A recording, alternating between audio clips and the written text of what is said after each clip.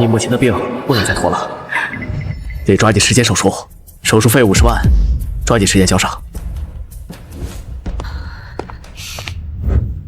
西西呀，你就嫁给岑家吧，只要你答应，他们就会给我出手术费。妈求你了，妈想活着。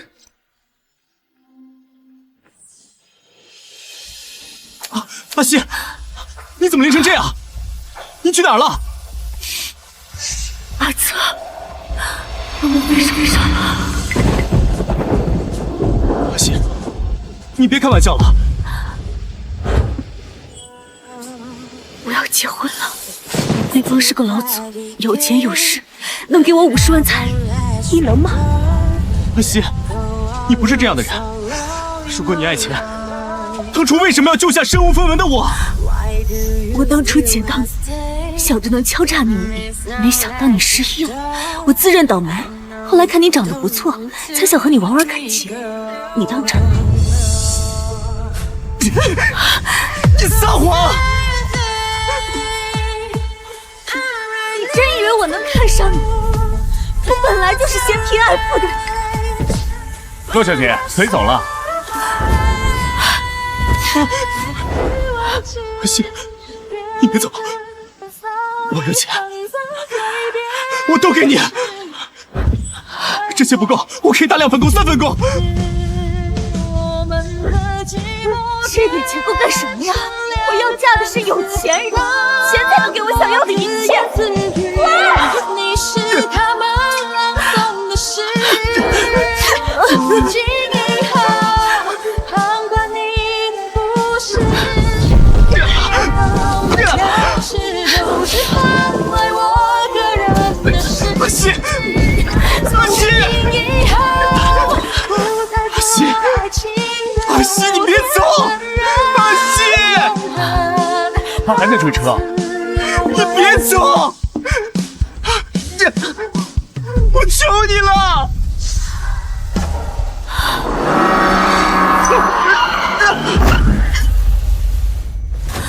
不要！喂，王台长。洛西，台里把你派到江城主持节目，是江城首富司徒义亲自指定，你一定要重视，千万别迟到。好，您放心。3年了，如果世上有上帝，我愿意用余下数年换和阿泽再见一面。想见你，只想见你，未来过去，我只想见你。师傅，您停车。阿泽，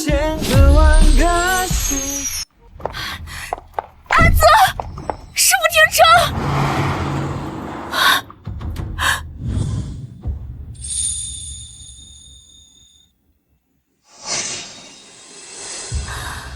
妈，在我嫁入岑家之前，能不能让我再见阿泽一面？就一面。你还想着那个穷小子呢？他已经死了。你说什么？谁让他不知死活的追着车跑？遇上车祸，听说在 ICU 躺了好几天，最后没撑过去，走了。我们都在爱情里少一点天分，所以才跌跌撞撞满身伤痕，总是要耗尽眼泪痛心的上了一课，才知道什么要割舍。我们折腾了多少上天的缘分，才发现世界阿泽，师傅停车。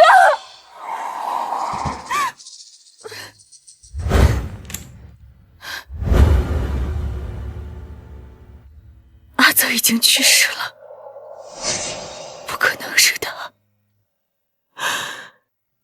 一定是我看错了。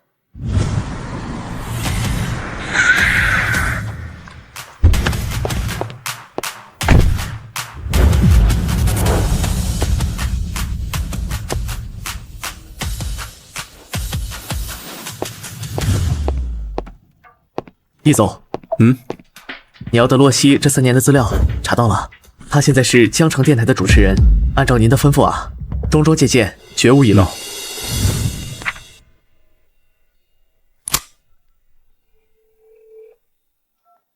喂，好，一会见。好。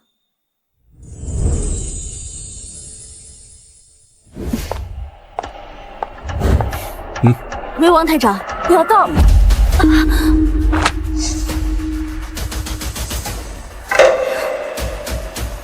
阿泽，阿泽，你还活着？手术刀。我要嫁的是有钱人，只有钱才能给我想要的一切。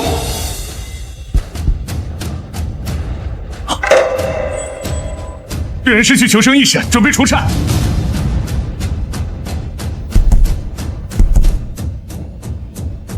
先生，病人的情况不太乐观。这位是江城首富，司徒家失踪已久的继承人，全力救治，司徒家亏待不了你们。好的，我们会尽力的。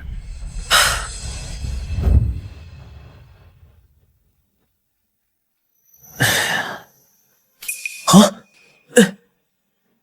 少爷，你醒了。这是哪儿？1个月前，你遭遇暗杀，头部受创，失去记忆。这期间，有位洛小姐在河边捡到你，并且一直照顾你。老爷子吩咐说，要好好厚待她。后代，一个为了钱抛弃自己男友的女人，根本不配。3年了，1000多个日夜，我早已发誓，如果你敢回来，我一定让你付出代价。这位是我们江城首富司徒义先生，你乱叫什么？司徒义，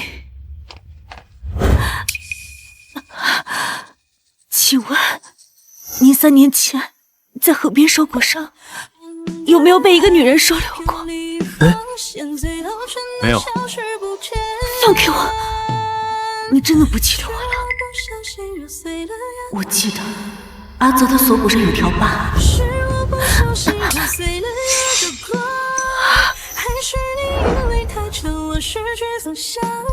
是的，你不是他，为什么和他长得一模一样？阿泽，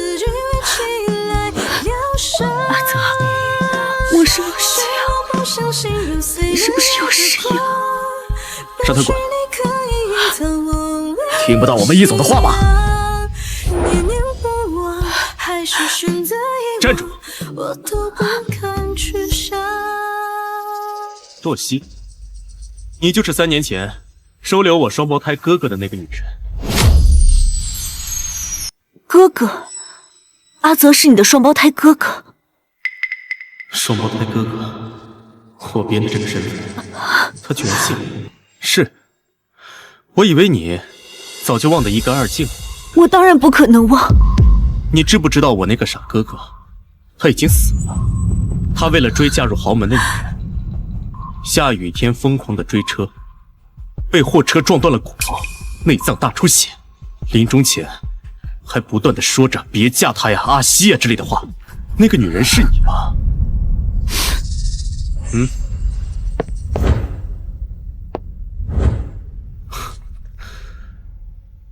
洛西，江城电视台节目主持人，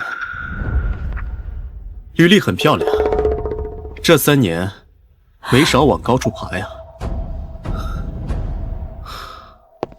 是不是抛下了我哥这个累赘，人可以活得体面点？他藏在哪儿了？能让我见见他吗？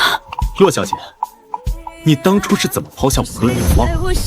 好不容易甩开我哥这个累赘，现在又想去墓地，就不怕他再次缠上你？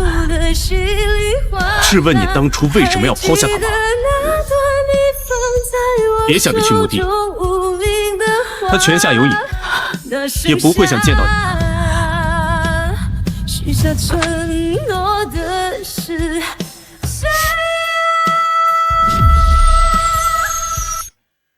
那天被丢在雨里，差点被车轮碾死的那个人，早就不在了。现在站在他面前的是，让他当年那些行为付出代价的司徒逸。易总，节目10点开始录制，洛小姐这个状态恐怕……我从来都没有想过让她来录制。我懂了。怎么了，王台长？你被解雇了，易总不满意你的工作能力，不想看你，赶紧走吧。司徒逸，可我今天才第一次见他，这到底怎么回事啊？你问我，我还想问你呢，怎么得罪了易总？那可是跺跺脚整个江城到抖三抖的人物。赶紧滚，不要连累我！啊！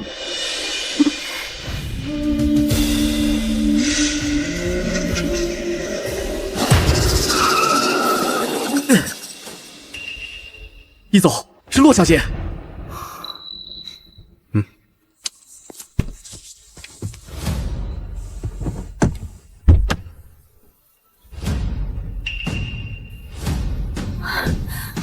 易总，你为什么要让江城电视台解雇我？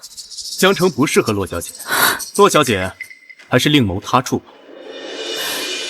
易总，若是因为过去的事情得罪你，我道歉。可我今天来有别的事情。你是为了当年抛下我哥的事道歉，还是为现在挡我的路抱歉？易总，能告诉我阿泽墓地在哪儿吗？你想知道阿泽的墓地？行，那你就在这太阳下站着，什么时候我觉得站够了，什么时候我再告诉你。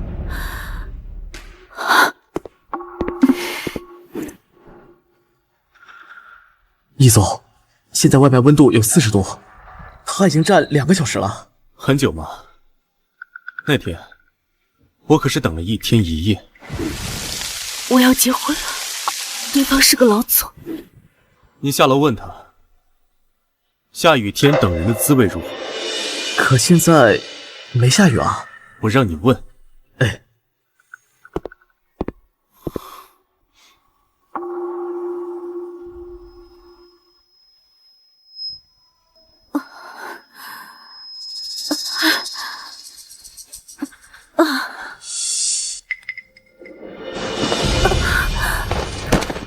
杜西，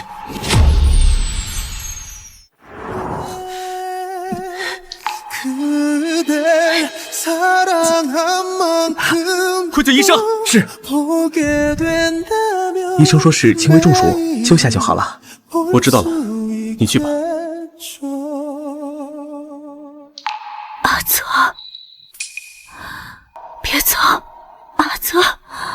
你明明嫁给的是有钱人，怎么还在想着阿泽？3年了，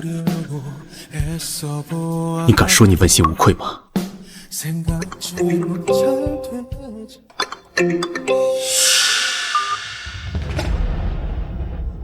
阿西啊，听说你工作调度到江城了，我来陪你了。现在我刚到机场，来接我吧。他没空。哎，你是谁？让阿西接电话，我警告你啊，我是他的。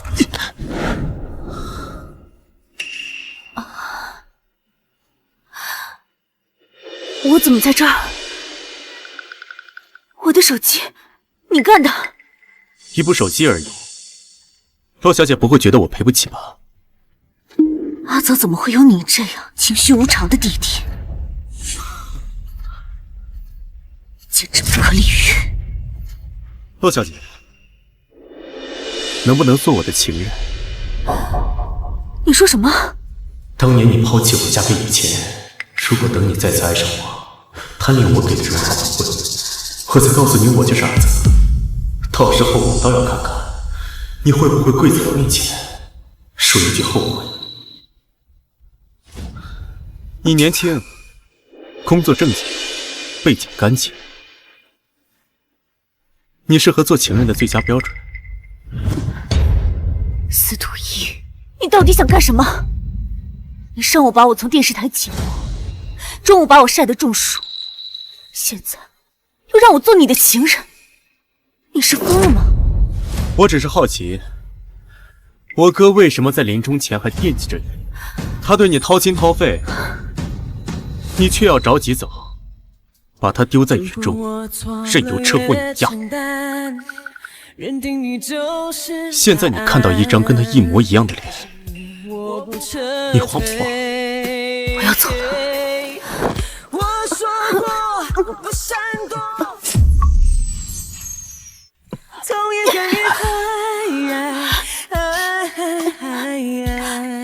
门已经锁了，你要是不答应，你走不了。你别过来！洛小姐，你这是做什么？我还是挺喜欢你的，我也是很真诚的邀请你做我的情人，钱财名利我都可以给你，比你当一个看人脸色的主持人要赚得多得多。我们才认识1天，而且你是阿泽的弟弟，你这样做对得起阿泽吗？我知道你是讨厌我，才故意这样羞辱我。你能不能看在阿泽的面上，放我走？我保证，我以后绝对不会出现在你面前。嫌数量不够多啊？这样，你开个数，我给你10倍。我这……你想干什么？别把自己当成一回事。你以为自己是什么香饽饽了？你给我多少钱，我都不愿意。装什么装啊？别告诉我，你喜欢的是穷小子。你敢说当年不是因为他穷才离开他的吗？当年不是你说，钱能给你带来任何你想要的东西，所以你才抛下阿泽嫁给有钱人的吗？为什么司徒义他连我和阿泽的对话都知道得一清二楚？不说话了。你们女人果然就是这样虚伪。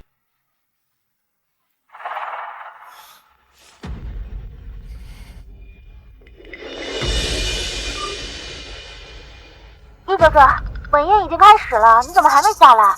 宾客都在等着敬酒呢。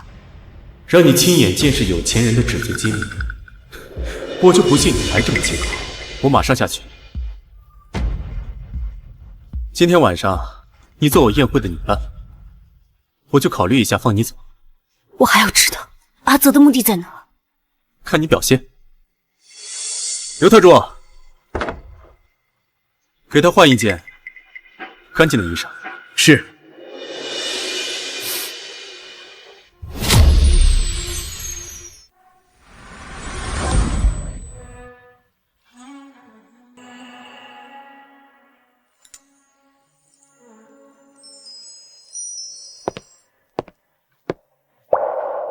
你最好告诉我，你说过的，今晚之后，你会告诉我阿泽的目的在哪。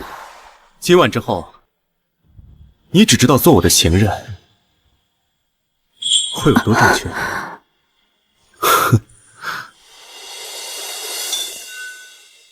听说这些都是李小姐的未婚夫司徒义准备的。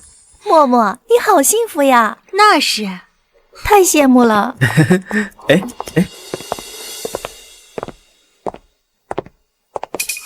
默默，那个女人是谁？她怎么挽着义走？易哥哥，这不是被你换掉的那个主持人洛曦吗？他怎么在这儿？他不该来这种场合。来人，把他带走！我现在就走。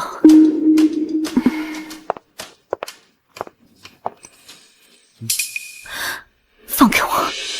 我已经陪你到这儿了。你今晚要是敢走的话，这辈子都别想知道阿泽的墓地在哪。你最好告诉我阿泽的墓地在哪儿。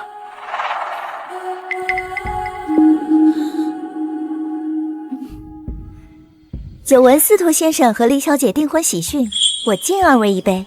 有了婚约，还敢和别的女人不清不楚，他跟阿泽半分都不像。诸位，洛小姐是我旧相识，敬她就是敬我，还希望诸位不要放过她。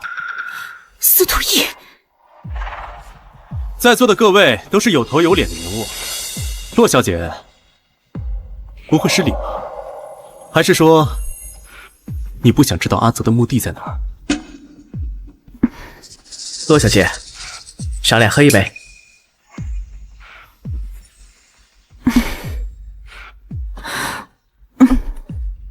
洛小姐，好酒量啊！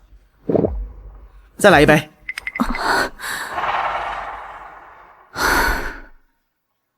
原来是我想多了，易哥哥只是在叫醒，给他难堪罢了。洛小姐啊，没事吧？活的人你也敢动啊？我从未见过易总如此动怒，这洛小姐恐怕和易总的关系不一般啊。可这看起来没什么特别的呀。红妹姐可勾引易哥哥。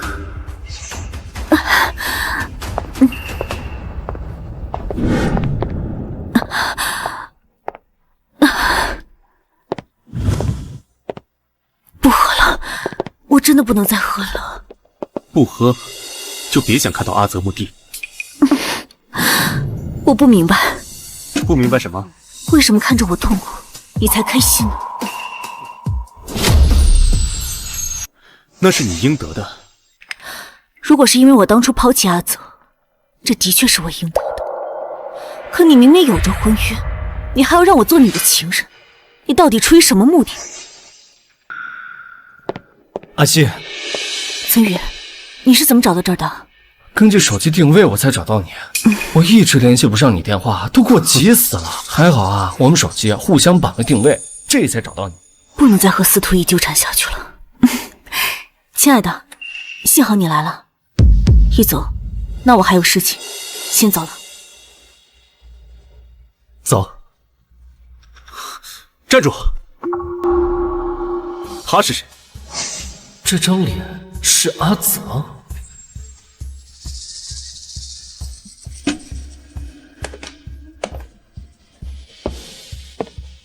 咋整地上了？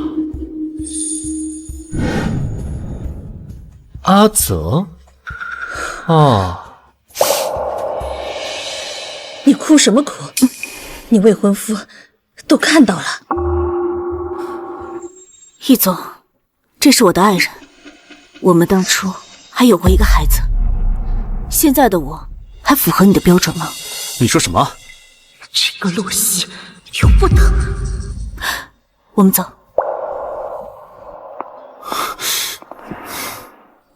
阿西啊，我们什么时候有过孩子啊？我怎么不记得了啊？要是3年前我们结婚了的话，确实该有孩子了。曾宇，对不起啊，我不是有意拿你当挡箭牌。行了，不用解释。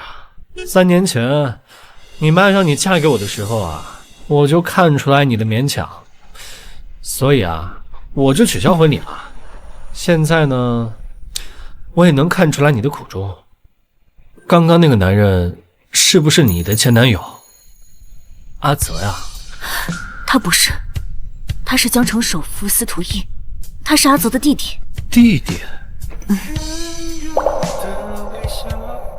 阿西，不管他是谁，你要是不想被他纠缠，我一定会帮你到底的。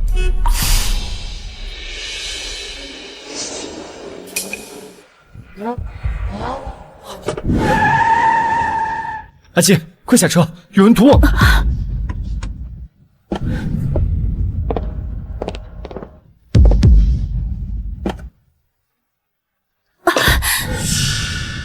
你们想干嘛？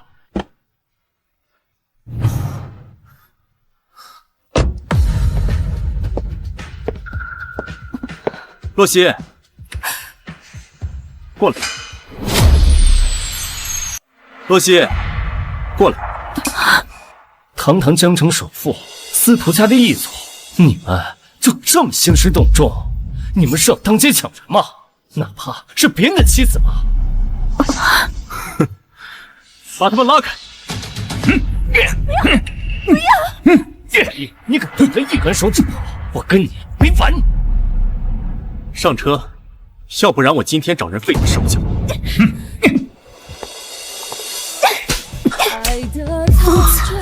你哥善良心软，他身边从来不会有这么多恶人，也更不会像你这样心狠手辣。动手！你松手！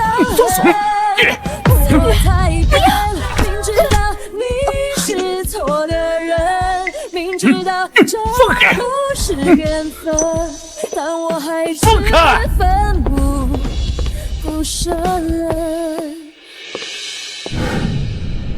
易总，洛小姐毕竟结婚了，你这么不计后果的行事，会不会不太好？结了婚又怎么样？她能为了钱和别的男人在一起，也能为了钱和别的男人分开。你是打算拆散他们？她欠我的，一辈子都还不清。你觉得我会让她和别的男人过得舒舒服服的吗？哼！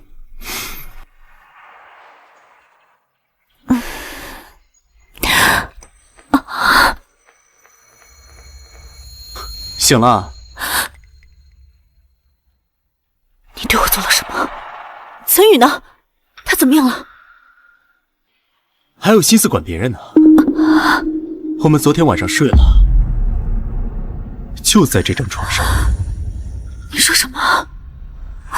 洛小姐，昨天晚上很热情啊。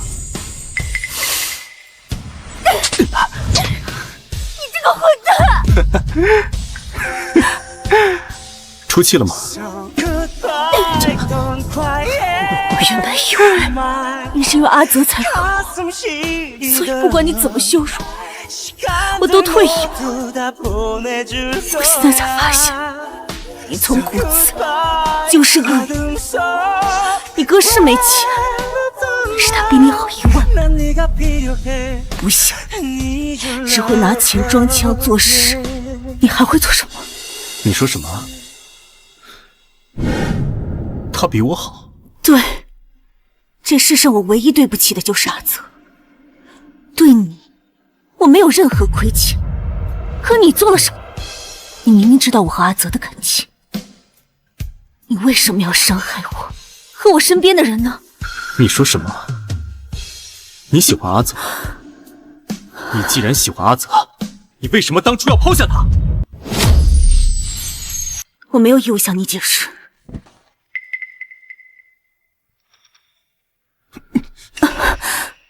和岑宇离婚。凭什么？你有什么资格管我？就凭我是能让你唯一见到阿泽的人。你和他离婚，我就告诉你阿泽在哪里。没有你，我也同样能够自己找到阿泽的目的。你不必拿这个来要挟我。那岑宇呢？我们的事情和岑宇无关。我昨天可以放过他，那以后呢？岑家在江城的产业，我想让它消失，轻而易举。至于岑宇，全看我心情。你无耻！你不信啊？刘特助，半个小时之内查到岑家所有的资料。是。等等。怎么？反悔了？马上和他离婚，别逼我。司徒一行无常，不择手段。如果还在这个城市待下去，下一个降临的又会是谁？难道我只能离开江城，离开这个恶魔？好，那你等着。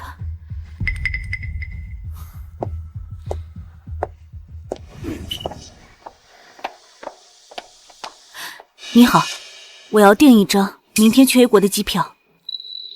洛小姐，我想请你喝杯咖啡。易总，这是您要的岑家产业和岑宇的资料。资料显示，岑宇未婚。你给我错的资料？不可能啊！难道岑宇和洛小姐根本就没结过婚？他没结婚，他骗我。我要找他问个明白。易总，我知道他在哪。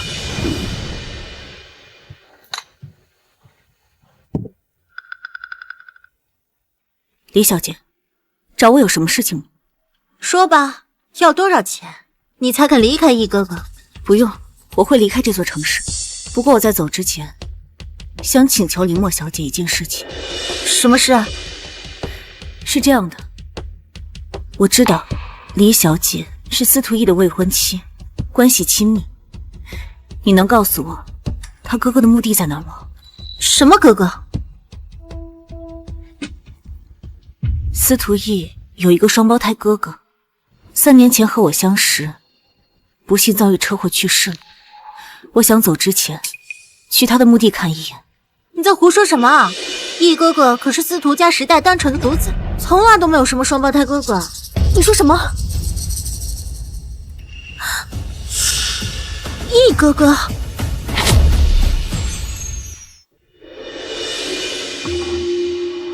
司徒义根本没有哥哥，那眼前这个和阿泽长得一模一样的，就是阿泽。你到底是谁？义哥哥，你为什么谎称自己有个哥哥呀？林墨，你怕是记错了，我确实有个双胞胎哥哥，只是不养在司徒家。前段时间出了意外，老爷子不愿意提及，从此就成了秘闻。原来是这样呀。洛小姐想知道什么，大可以亲自来问我，只要付出一些筹码。别傻了，这个司徒义无耻狠毒，怎么可能是阿泽？我还有事情，先走。义哥哥，这个洛西一直找我了解阿泽的事，肯定没安好心。要不我把他赶出疆场。够了，再让我看到你做出什么蠢事，我不介意提前解除婚约。义哥哥，还要干什么？3年前，你到底有没有嫁给那个有钱人？告诉司徒义我没结婚，只会引得他更加纠缠我。我不能说，我跟岑宇已经结婚了。那你告诉我，为什么岑宇的资料上显示至今未婚？你非要我把结婚证甩到你面前，你才肯相信吗？那你给我吧。何必呢？你好歹也是堂堂义子，你就不怕我把昨晚咱们上床的事情告诉李小姐？反正我已经丢了工作，我也无所谓跟你撕破脸皮。义祖也不想黄了婚约吧？你觉得我会在乎吗？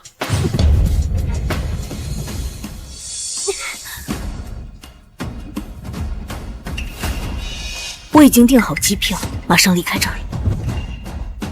你订了机票，去哪儿？他宁愿撒谎和岑宇结婚，宁愿买飞机票离开，也要摆脱我。跟你没关系，还给我！说，你订了机票，要离开去哪儿？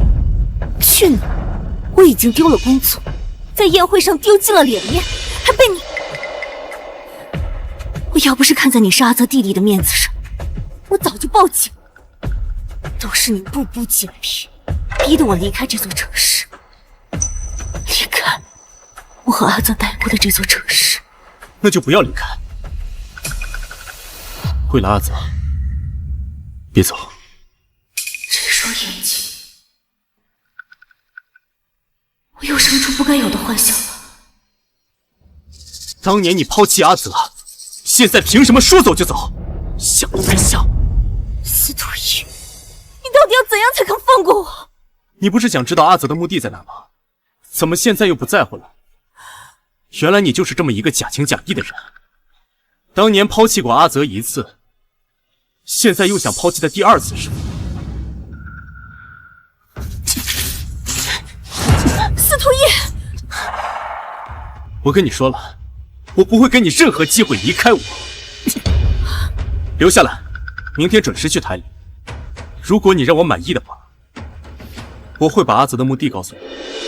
司徒家连阿泽的存在都当成一文无着，想来墓地也只有司徒义知道。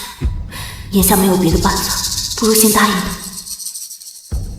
他。好，我可以留下来，不过你不能再逼我做我不想做的事情，否则我立马离开。这是什么？这是什么？别碰我！还在为阿泽守身如玉呢？你身上的哪一点我没看过？哼，这么宝贝这个东西，我倒要看看这是什么。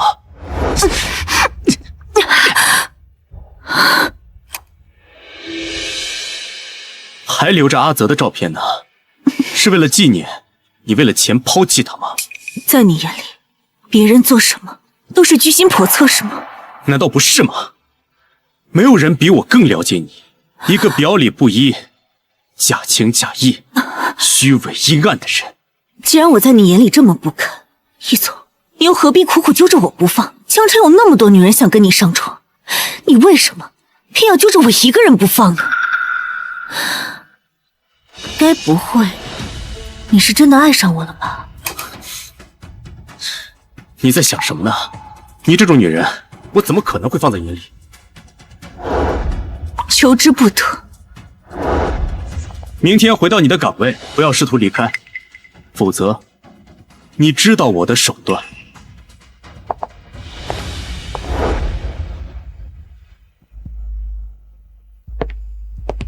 小伟，听说这次是台里重点项目，采访嘉宾是谁啊？采访嘉宾是易总、李小姐，里面请。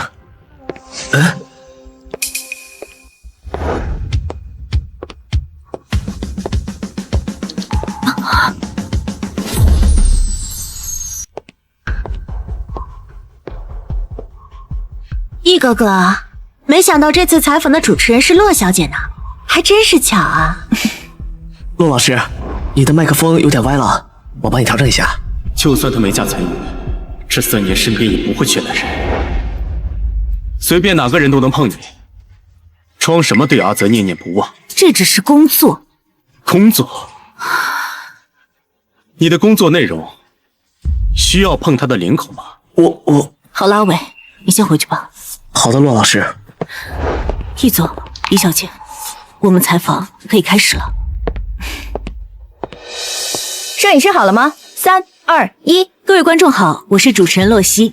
我们今天采访的是著名江城首富司徒毅先生。易总，请问在过去3年，您抓住经济形势，创造商业神话，是什么支撑您在商业中遥遥领先的？易哥哥这些年为了谈下项目，每天只睡3、4个小时，他能有今天，全靠他本身自己优秀，还有追求，不会代谢。不是的，支撑我到现在的始终只有一句话，每次我坚持不住的时候，听到那句话就足够了。那句话是：只有钱才能给我想要的一切。钱才能给我想要的一切，滚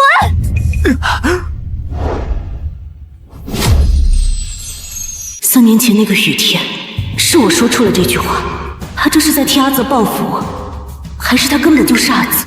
洛小姐，怎么了？我们继续下一个问题。别急，我还想跟观众讲个故事。不好意思，我们没时间了。我有个朋友，3年前，他女朋友因为钱抛弃了他。从那个时候开始，他就拼命的赚钱。他发誓一定要等他赚够足够的钱。那个时候，看他还有什么理由拒绝他。易哥哥，你朋友好可怜啊。这3年，他无时无刻不在等他回来。1年又1年，他朋友已经跟他说不要再等了。他不信，终于到第3年，他终于见到了他。他再一次回到了江城。然后呢？他想过无数个重逢的时候，他会对他说什么。现在他想到了，那就是他会不会后悔抛弃过他，哪怕一瞬间、1分1秒。导演，不好意思，我要暂停一下录制。劲爆！这么大新闻，怎么能中断？继续录。洛小姐，不如你来回答这个问题，说说他会不会后悔吧？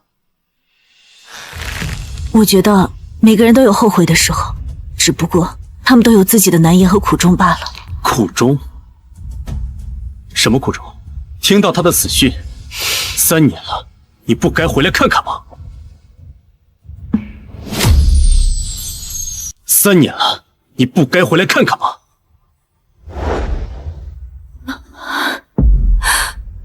妈，我求你把护照给我吧，让我回国再看一眼阿泽。你要是再去找阿泽，我就停药。让你看着我死，我是不可能放弃岑家这棵摇钱树的。洛小姐，借着这个节目和广大观众，我想再问问，一个男人有钱又长得帅，想包养一个女生，他为什么会拒绝？骆主持人是不是得罪易总了？那得多大仇啊，让骆主持人这么难堪。易总，这段内容是不是有点跑偏了？洛西，你怎么空的场，还想不想干了？导演，不好意思，是我的问题。你也是经验丰富的主持人了，怎么能出现这种低级失误？是想让大家跟着你一起加班吗？这个洛西又在装可怜勾引易哥哥。导演，这也不能怪洛西，之前我就听说他被开除过，莫不会是业务能力真有问题？洛西，你要是再调整不好状态，我就换人。哼！大家加班辛苦了，我请大家吃下午茶。哎呦，谢谢。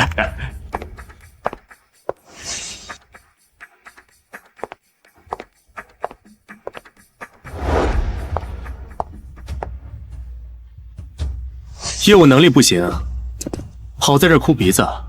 你戏弄我，今天也戏弄够了吧？如果你能哄我开心的话，我也可以放过你。你的幸福是建立在别人痛苦之上，难道我要伤害自己换你开心吗？让我开心，还有另外一种方式，比如这个。不可能。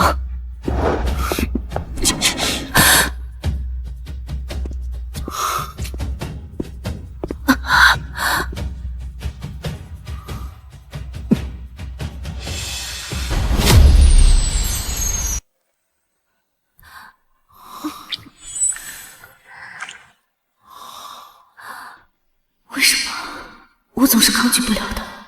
仅仅是因为他和阿泽有张相似的脸吗？你对这个吻有感觉，对不对？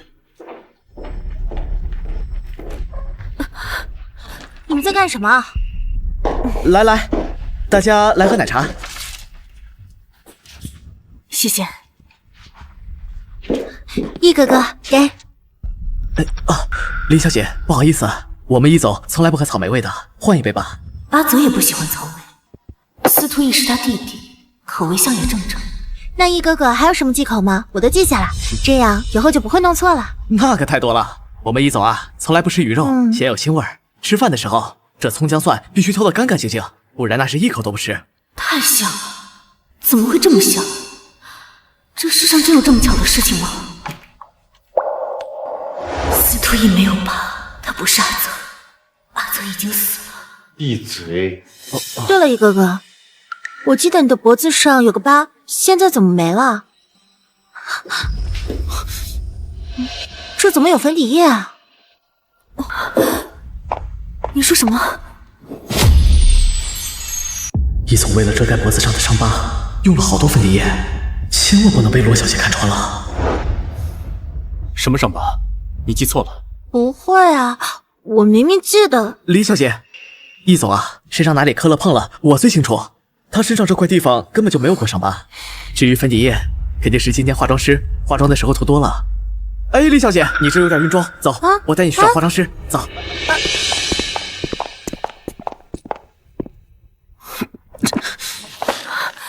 我之前跟你说过，只要让我满意，我就把阿泽的目的告诉你。可你今天的表现，我不太容易松口啊。你我的恩怨，不必带到节目上。哼，怎么，耽误你晋升了？我们之间的情人约定还有效，只要你跟了我，我保证你比之前过得容易。像刚才那个导演，你可以随意处置他。你根本不知道我在乎什么。那些幕后工作人员，从早上5点就起来搭景调设备，就因为你的一句话，让他们的努力全白费了。跟我有什么关系？是啊，有钱人怎么知道普通人的苦呢？你怎么可能是阿泽的弟弟？你身上有哪一点有阿泽的影子？你再说一遍试试。他温柔善良，你连他半根手指都比不上。被我说中了吧，司徒逸。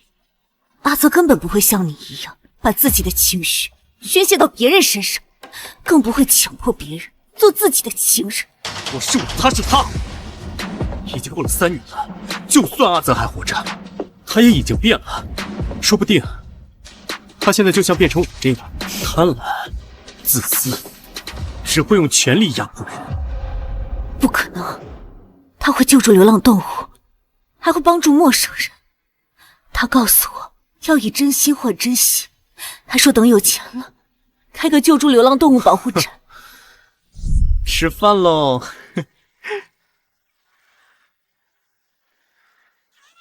你会像对小猫一样对我好吗？连猫的醋你都要吃啊！以后我会对你们每个人都好，尤其是你。他早就忘了这些承诺。3年了，什么都会变，连你都会变得不爱他。你难道还觉得他是个会救助猫、救助狗的傻小子吗？你不是他，你凭什么这么说他？我就是他。你说什么？你说什么？我是他亲弟弟。我了解他，比你了解的更多。你当年伤害了他，现在说这些话，只是为了弥补你之前的过错。虚伪。骆老师，还有5分钟就上台了。对了，刚才分奶茶的时候，我特意帮您抢了一杯。谢谢。你难道不知道办公室不能谈恋情？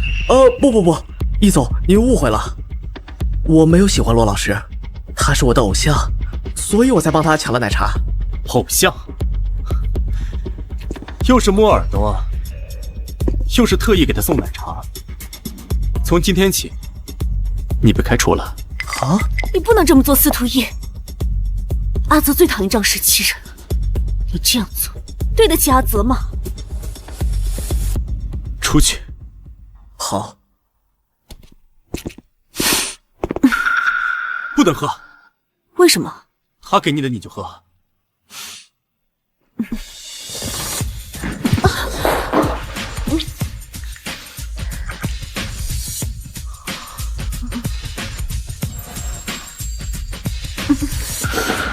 干什么？这杯子里有桃子，你对桃子过敏，你忘了？你怎么知道我对桃子过敏？洛曦，洛曦，洛曦误食桃子，严重会窒息休克，快叫救护车！是，洛曦。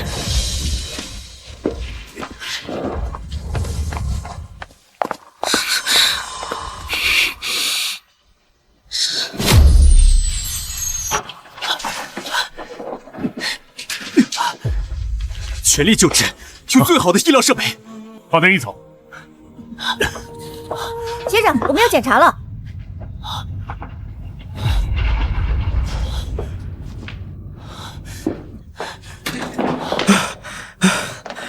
没想到那边堵车。易总，你抱着骆小姐一刻不停跑了30分钟了，你可真有劲儿。他一定会没事的，没事的。易总，你怎么会这么在意骆小姐？哦，我明白了，这都是你的计划。你先表现得很在意她，久而久之，她肯定会爱上你。到时候你再告诉她你就是阿泽，她肯定很崩溃。你说的对，我这么紧张，就是演给她看的。那我去给骆小姐买点水果，等她醒了，就说是你买的，她一定上钩。等等，你不了解她的忌口，万一让她再住院，我不想再背她第2次。我去。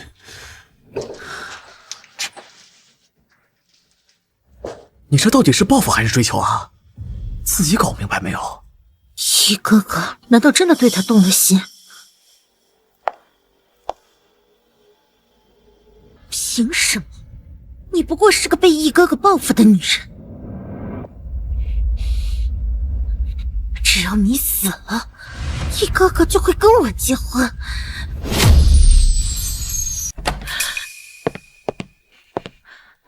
李小姐，你怎么在这儿？你醒了，我有话要跟罗西说，请你出去，留他住。可我刚才看到你在动，洛小姐。没事，我相信林墨小姐不会对我怎么样的。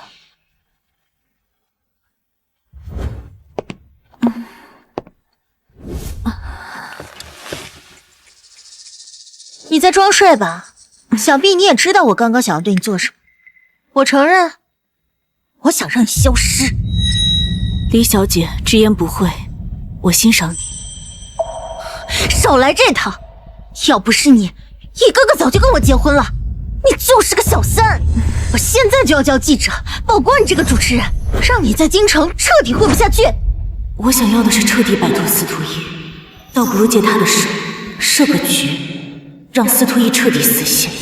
等等，怕了吧？不用你曝光，我知道你想跟司徒逸结婚。我有个主意。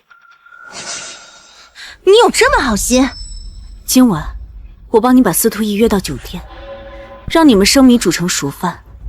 到时候我再找记者曝光，司徒逸就算为了脸面，也不可能跟你退婚。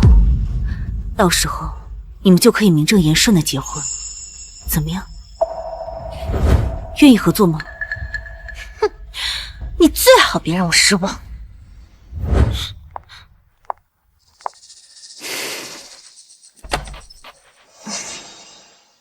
洛西，你没事吧？岑宇，这段时间你去哪儿了？你怎么样？是司徒逸，是他设计我们家遇到官司的。我爸都被气得住医院了，给我气得焦头烂额，所以才一直没时间来找你。没想到在这儿碰见你了。你怎么也住院了？我没事，岑宇。你能不能帮我一个忙？帮我找一批记者。你是不是有办法对付司徒逸？这次我打算跟他彻底决断。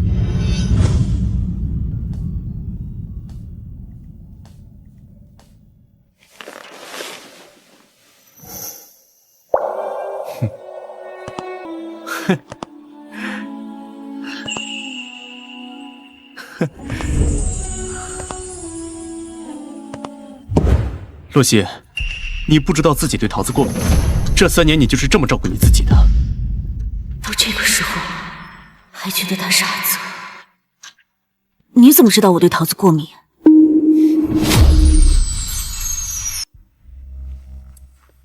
无意中听到阿泽说的。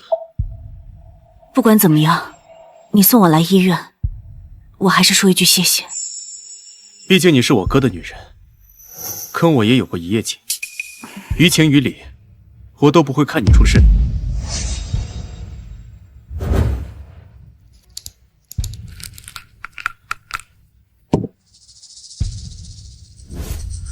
吃了药，别让我哥在天上担心。司徒逸，你这辈子都要揪着我不放了是吗？你欠我哥的还没还清呢。既然如此，司徒逸，你别怪我不留余地了。你之前让我做你的情人，我可以考虑。你想通了？人总得往高处走嘛，我也一样。果然，还是金钱的魅力大。3年前你为了50万彩礼抛下我哥，3年后你为了名利做我的情人，我一点都不意外。你总是这么嫌贫爱富。是啊，易总说的对。既然如此，那也没什么好说的了。今晚8点，顶峰酒店8616间。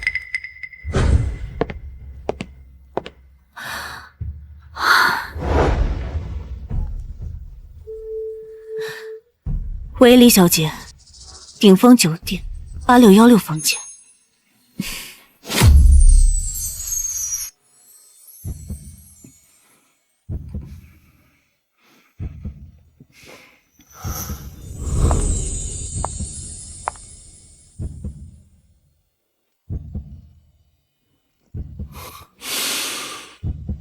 我没想到你会来，真的愿意为了钱做这些吗？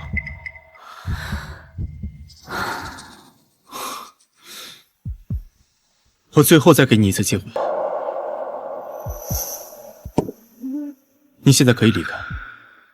不用，我会把你当成阿泽，度过这一晚。脱吧。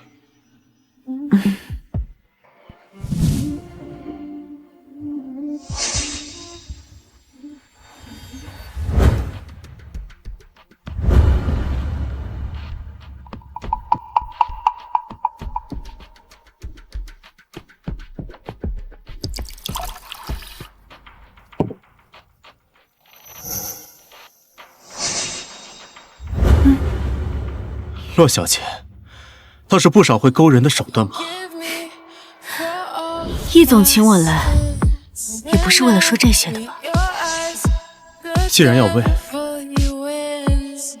那就嘴对嘴呗。好。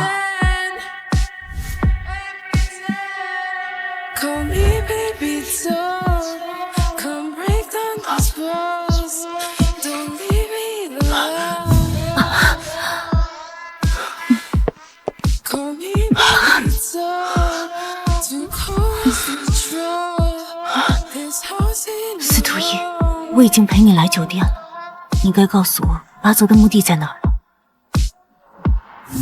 只要你今晚表现好，我就让林特助带你去。好，那我一定好好表现。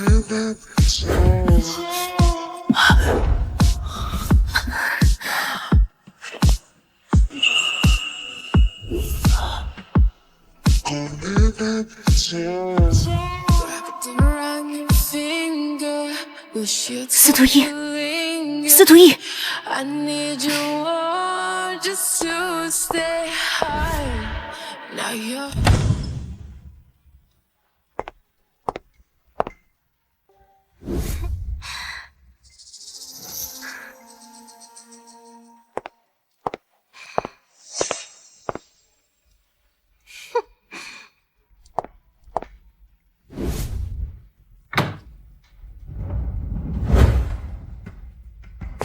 有人匿名举报江城首富司徒义订婚期间出轨，这是房间号，我们来一探究竟。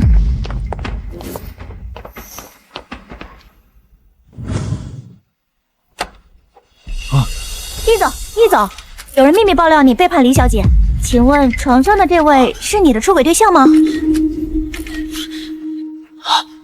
易哥哥，李小姐。她不是易总的未婚妻吗？原来易总没有出轨。那个姓桑的给我们爆假料！滚出去！都给我滚！对不起，易总，我们这就走。等等，各位记者朋友，我跟易哥哥的婚期将至，还请各位多宣传宣传。好好，李小姐，你放心吧。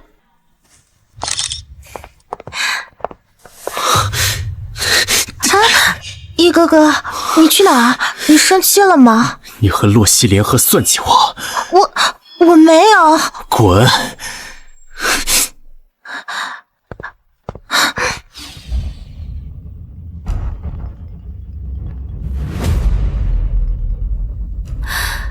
喂，李小姐。是我，司徒家看到新闻，已经在筹备婚礼了，后天就是我和易哥哥的婚礼。恭喜李小姐得偿所愿。总之，你赶快消失，别再打搅我和易哥哥。为什么我听到司徒义的婚期，心里有些难受？洛西，你为什么要算计我？你为什么要这么做？就这么恨我吗？司徒义，你所做的一切哪一点不值得我恨你？你应该庆幸我迷于你的时候，没有趁机阉了你。你以为这样就能摆脱我？你太小看我了。我动不了你，但司徒家的人呢？我想易总应该会乖乖结婚，别再纠缠我了。否则，我算计得了你一次，也能有第二次。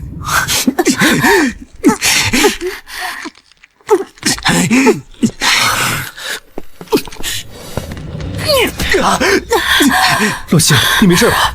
我来晚了。你伤了他，他不会放过你的。你快走！我不走，我不能看着他再欺负你。阿西，我流血了。你流血了，就去医院吃。你以前从来舍不得我流血，我就是身上有一个疤，你都会心疼很久的。你说什么？为什么你变成这样？你别再拿我和阿泽过去的经历说事了。你是司徒逸，不是阿泽。你再过来，我的拳头可不长眼。子宇，你出去吧，我自己跟他聊。放心吧，他不会对我做什么的。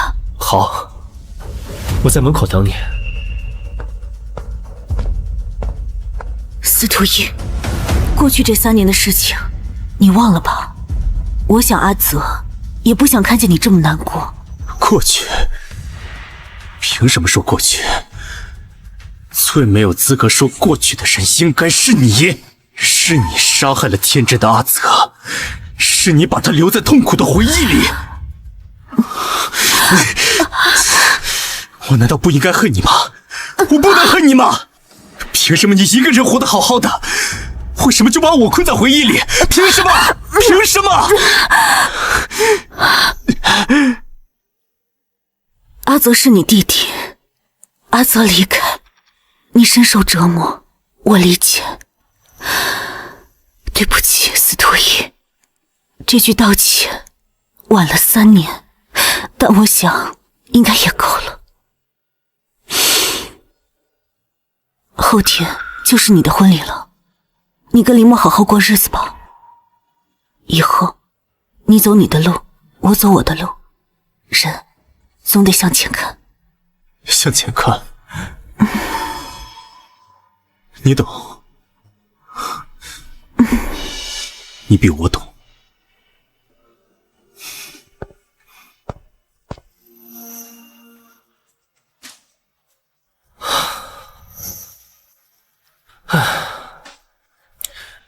帮我查查司徒逸和阿泽到底是什么关系？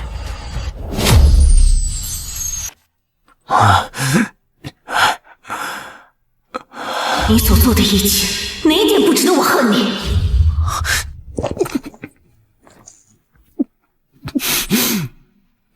你跟林墨好好过日子吧。以后你走你的路，我走我的路，人总得向前看。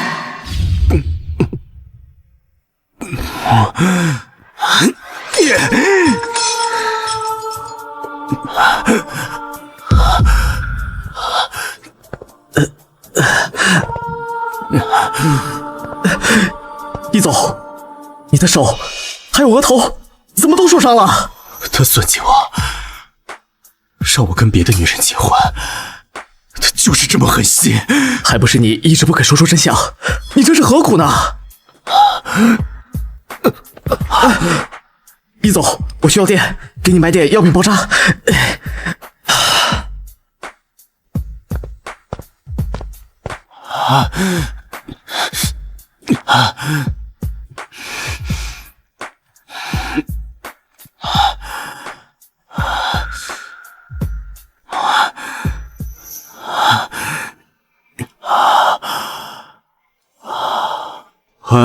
阿西，别不要我。司徒逸，你怎么知道我的电话？你喝醉了？喂？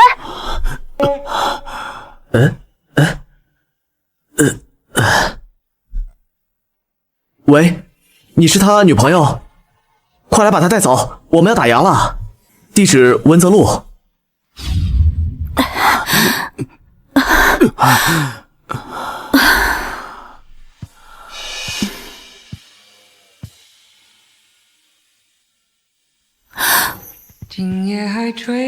这首歌是我和阿泽最喜欢的歌曲。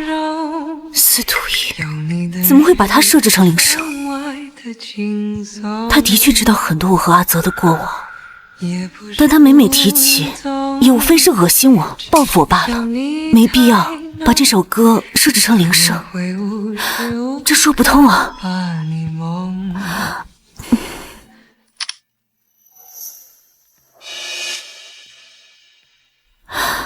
我到现在还不知道阿泽的目的在哪儿，我不如把握住这次机会。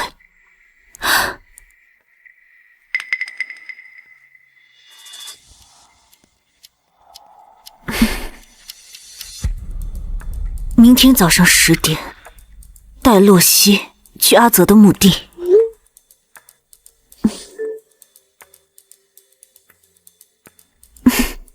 什么计划？你再说一遍。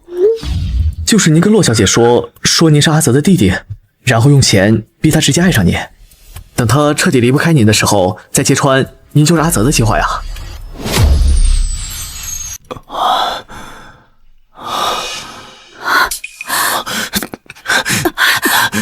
你怎么在我家？不管什么计划，想来也都是报复罢了。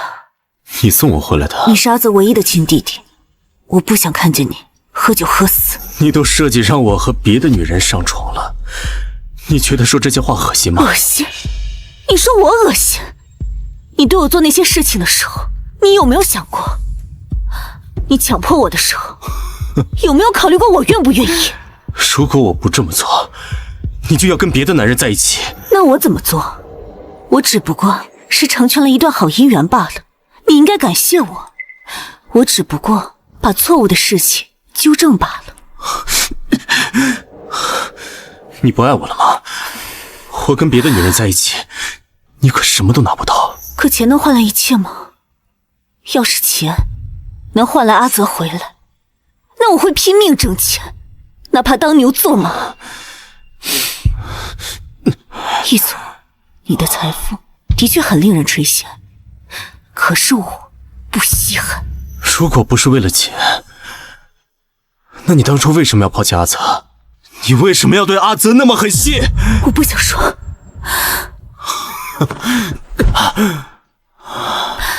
对了，我昨天只不过是迷晕了你，你和林墨什么都没有发生，所以那一晚你到底有没有对我做过什么？你说呢？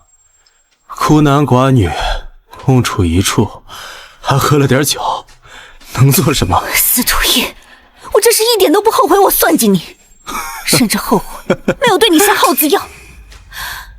明天祝你新婚快乐。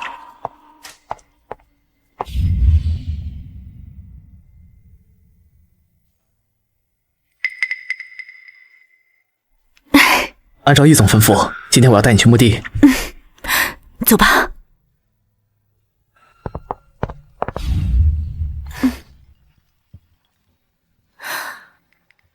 你现在在哪儿？我查到一些资料，我想和你见面聊聊。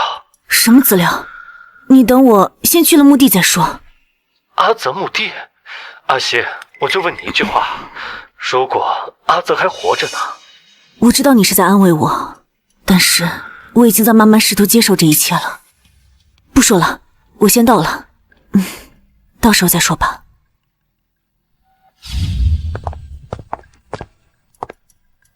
洛小姐，就是这儿了。那我就不打扰了，今天易总婚礼我还得回去帮忙。你先回去吧。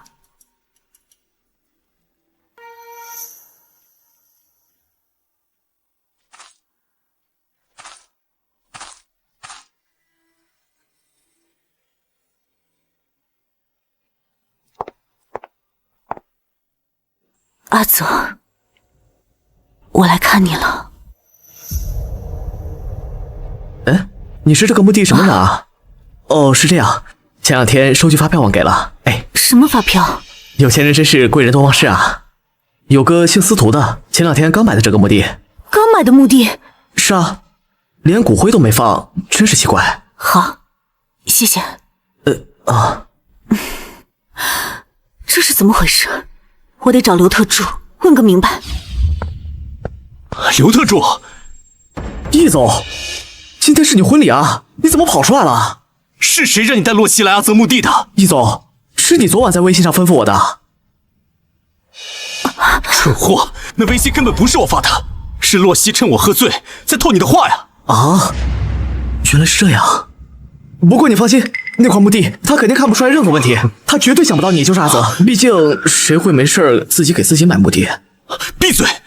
阿泽，为什么？为什么要骗我？司徒已经是我找了3年，念了3年的阿泽，那些难堪的指责、刻意的刁难，全是他故意的。洛小姐，我刚才跟易总就是随便聊聊墓地的事儿，你想多了，谁会没事给自己买墓地呢？我刚才就是脑子一抽，随便说的。骗我有意思吗？洛小姐，事情真不是你想的那样。哎，洛小姐，你别走啊！你听我解释。易总，都怪我嘴巴没个把门的，你快去拦着洛小姐，我肯定能解释清楚。他算计我，我诓骗他，公平的很。他算计我，我诓骗他，公平的很。哎，易总，洛小姐，啊，这可怎么办呢？这，易总，要我说啊，今天这事儿啊，倒也不全算是坏事。虽然说洛小姐阴差阳错的撞破了真相，提前知道你就是阿泽，但是这事要是反过来想，要是没这茬，你今天就得按照计划和黎夏小姐结婚了。要是真到了那一步，你和洛小姐就彻底没可能了。可能？有什么可能？我假扮阿泽的弟弟，就是为了刺激报复他。我只是想发泄这3年的恨意。我和他根本就没什么可能。你是这么想？那你让我怎么想？你让我想，他是怎么算计，把我送到别的女人床上，让我想怎么像个没事人一样让我往前看，怎么像明明知道我是阿泽之后，却毫不在意的往前转身就走。他问了你2句话，你都没回，他才转身走的。我已经够憋屈了。3年前我被他丢在雨里，3年后我又被他这样算计，凭什么要迁就他？凭什么要先低头向他解释？行，易总，我不说了。哎，不过眼下还有个麻烦，你今天当众放了黎家鸽子，等于说是逃婚了。老爷子那边恐怕也没法跟黎家交代，黎家那边肯定也不会善罢甘休的。易总，易总，你说我在他心里还排得上号吗？为什么他总是可以轻而易举，毫不在意的伤害我，并且没有一丝惭愧？你这哪是在问我呀，分明是自己跟自己较劲儿。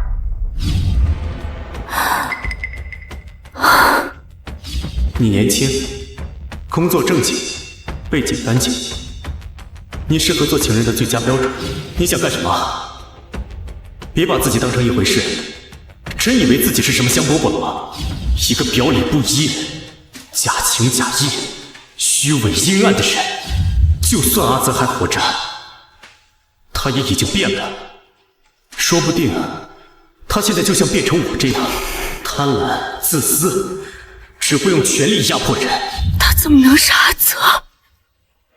怎么能？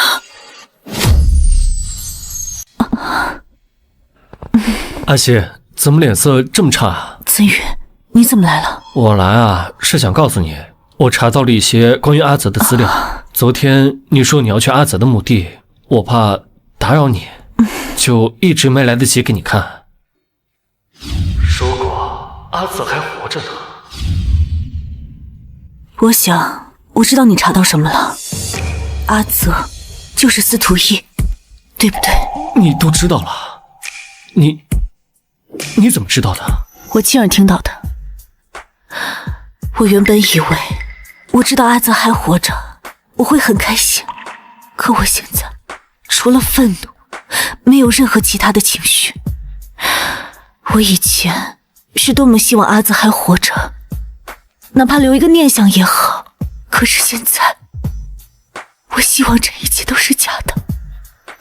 阿西啊，这未尝不是一件好事儿啊！你已经知道阿泽就是司徒逸，就不会被他耍得团团转。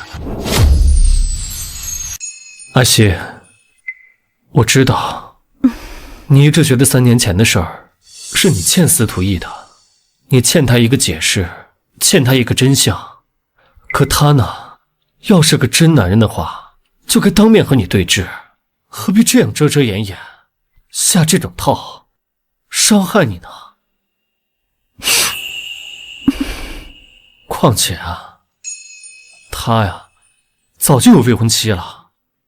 这3年，你一直抱着阿泽的回忆，自我折磨。他呢，他呀，早就抱着美人入怀，享受豪门生活了。阿西，你也不必为了这样的人，一直活在愧疚里吧。现在啊，真相已经揭开了，你更该看清，他呀，早就不是你记忆里的那个阿泽了。是啊，现在的司徒逸不择手段，甚至设计存家官司缠身。这3年到底发生了什么，让他变成这样？好了，岑宇，你别先关心我了，说说你吧。岑伯伯怎么样？我听说他因为公司官司急得住院，现在有没有好转啊？都是我不好，你们岑家这么多年一直帮着我，可是我却什么忙也帮不上，还一直连累你们。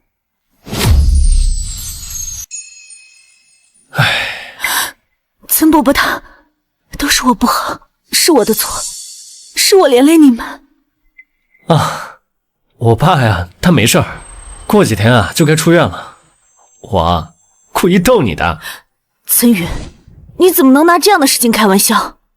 我呀，还不是看你心情不好，才忍不住逗你的呀。啊，说起来啊，你还不知道，司徒逸啊，前几日的逃婚，惹得黎家彻底翻脸了，说是要断绝和司徒家的所有合作。司徒逸老爷子怕正是要收拾他呢。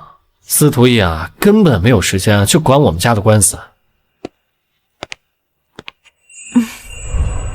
现在啊，他自顾不暇，我们家的官司啊，过几天就能解决了。那就好，我真的好怕连累到你们。阿西啊，这一切可都是你的功劳啊！如果不是你想出法子，让司徒逸和李默生米煮成熟饭，又让我去找记者去曝光，司徒家呀，怎么可能这么着急去办婚礼啊？司徒逸呀，年纪轻轻，随心所欲，怎么甘心啊被婚姻所套牢了啊？对不对？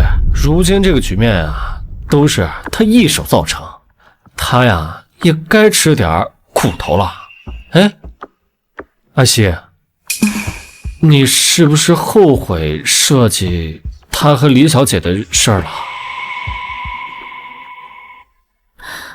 我不知道，在我不知道他是阿泽之前，我对他的所有算计，都是为了让我的生活能回到正轨，为了去摆脱司徒逸。我甚至觉得，我所做的一切，都是他罪有应得。如果再给我一次机会，我还是会这么做。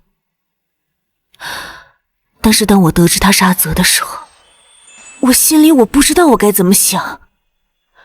我在想，都是我不好。要是我能早点知道他是阿泽，我要是能早点解除我们当年的误会，我们是不是就不会走到现在这一步？我也不知道我们之前为什么会变成这样，我也不知道我们之前为什么会变成这样。我不知道我应该要恨他，还是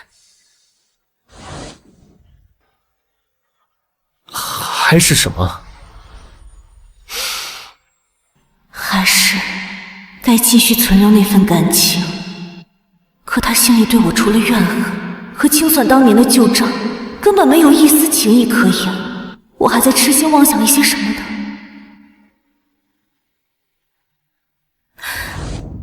好了，岑宇，这些事情纠缠在一起说不清楚，我也不想让这些事情再连累到你，毕竟我也不想再多欠一个人情。欠人情？阿西，我们之间一定要算得这么清楚吗？没有，我只是觉得朋友之间也不应该一直麻烦，一直连累对方。朋友啊，确实，朋友之间确实该互相帮衬。你先忙吧，我就走了。哦，对了，过几天啊，我让伯母来看看你吧。我妈？我妈？你妈呀，念叨你很久了，你呀，多久没给她打过电话了？是不是？也该让她知道你的近况，给你出出主意了。可……哎，就这么定了。洛希心里还是有司徒逸，可司徒逸根本不是他的良配。既然啊，我无力阻止这一切，就让该来的人阻止吧。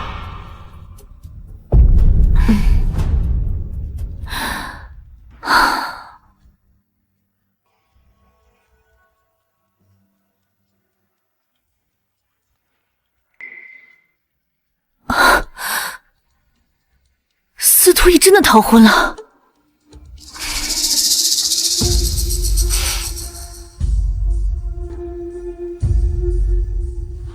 这是阿泽的电话，3年了，他还会用吗？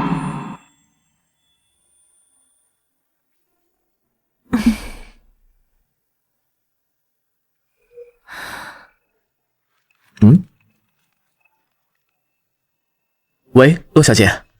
你怎么知道是我？易总备注了呀，备注名就叫阿西，我还以为以你们的关系，肯定老死不相往来呢。没想到啊，洛小姐竟然会打电话过来。西总这个手机号用了好多年了，坚持不去换，好像是在等某一个人的消息。我想应该跟您洛小姐有关吧？关系？我们应该早就没关系了。对了，怎么是你接电话？洛小姐，老爷子和易总进屋谈事好几个小时了，所以手机在我手上。现在啊，整个司徒家气压都特别低，我都不敢大声跟你说话。我看新闻了。唉，集团现在乱成了一锅粥，股东们天天打电话来质问，要求司徒家赔偿损失。李家更是不用说，断绝了跟司徒家的一切合作。那阿泽、司徒逸呢？洛小姐，这件事您还是亲自去问他吧，我也不方便说呀。好，我知道了，那我先挂了。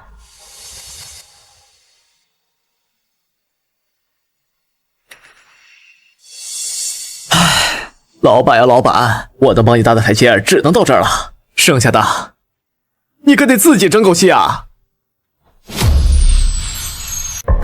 我不后悔逃婚。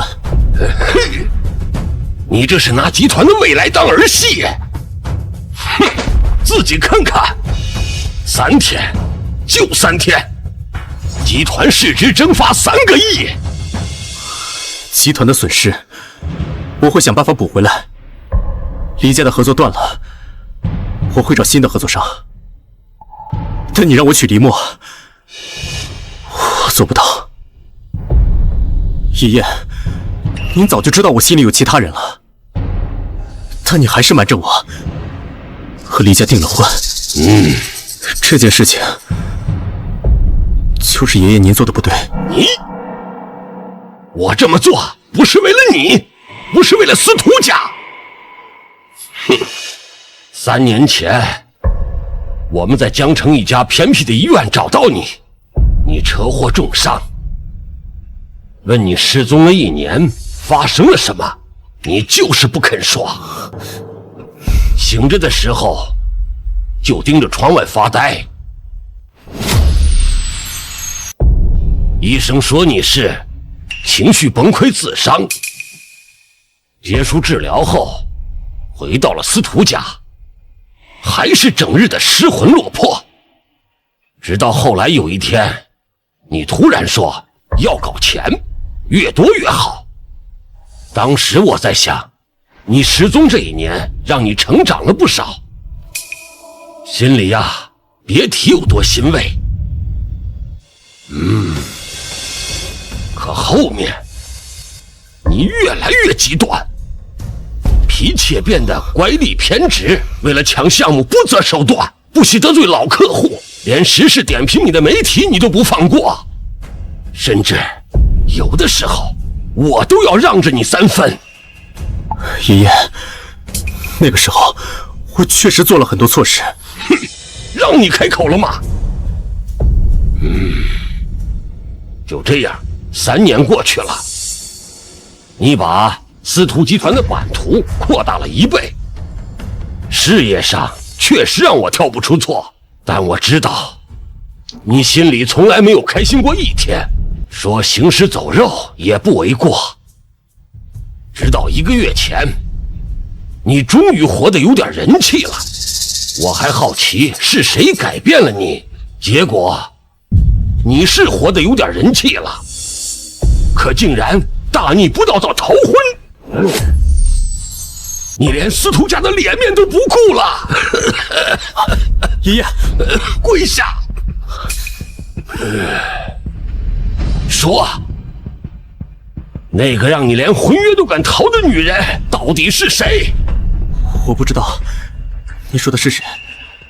竟然给我装傻！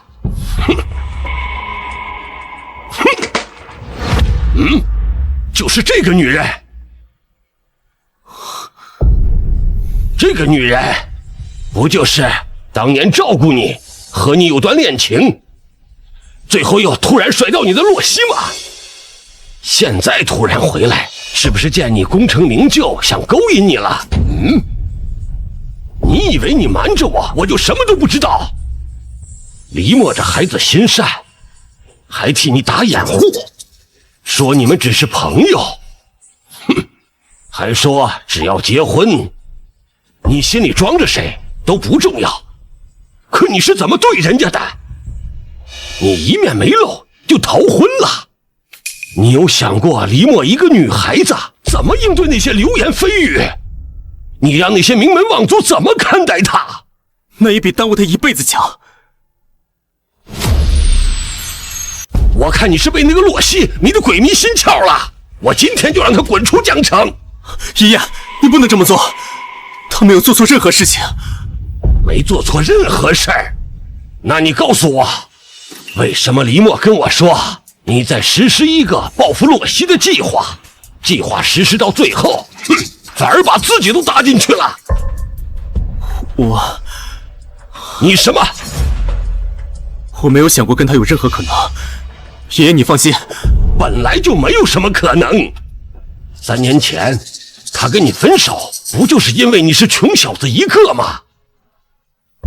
你都知道，你查过？我根本不用查，这种女人我见多了，嫌贫爱富，唯利是图。现在你成了司徒集团总裁，他又叭的凑上来，不是贪财拜金是什么？如果他真是这样就好了，他比以前更加瞧不上我。再说了，嫌贫爱富怎么了？人的本质不就是趋利避害吗？想要优渥的生活没什么错的。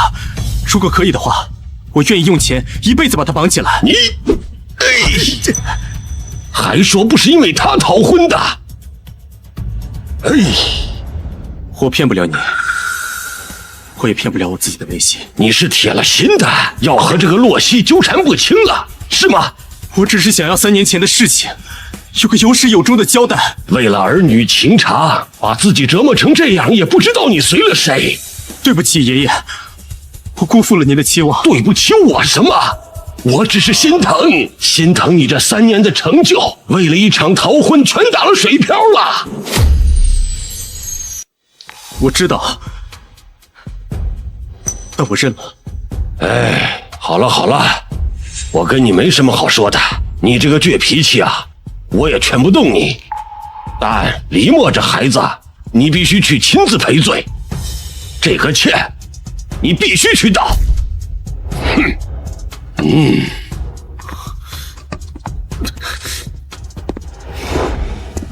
易总，你怎么一点伤都没受？老爷子没打你？我在外面听到里面噼里啪啦的，你怎么连块皮都没破？快扶我起来！哦，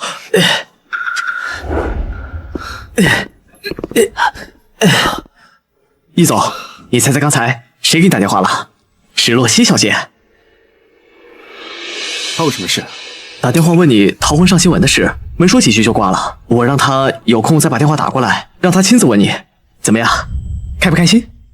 让她低个头，比火星撞地球还难。你是怎么回事？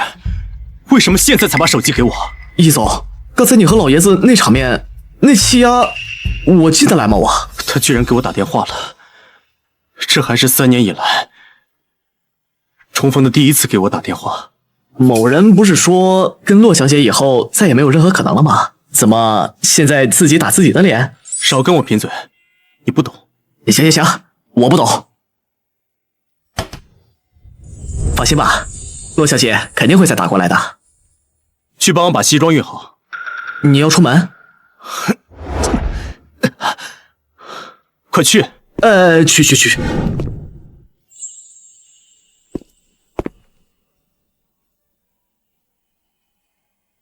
真好。什么真好？你这一去，肯定跟洛小姐修成正果了。我为你们感到开心。谁跟你说我是去见洛曦的？万一我是去见李默的呢？啊，易总，你刚逃完婚，现在去见林默小姐，不合适吧？爷爷让我去的。易总，你要是去见林默小姐的话，我不能让你去，因为你这一去，就同时伤害了2个女人。行了，我是去见洛曦的。要再等她开口的话，我可等不及了。太好了，我就知道易总不会比女人还拧巴，有什么事不能说出来。自从墓地之后，我确实对她还怄着气，我气不过她爱的比我浅，比我轻。可是，爷把这3年经历给我讲了之后，我突然才发现，我熬了3年，行尸走肉的活着。我发现我不是在恨洛曦，我是在跟自己过意不去。我恨的不是他，我恨的是我，当时没有金钱，没有能力留住他。现在我有能力了，我现在能够撑起司徒集团，我现在有能力能够保护一个女人，可我却临阵脱逃，在这比较谁爱的轻，爱的少，我是不是太蠢了？你说的对，有什么事情是不能说出来的，与其跟他比倔强，倒不如我自己先低头。反正这辈子我肯定跟定他了。易总，跟了你这么久，今天是你最帅的一天。行了，赶紧把车开出来，到时候时间晚了，错过了下班，我可就见不到他了。我这就去。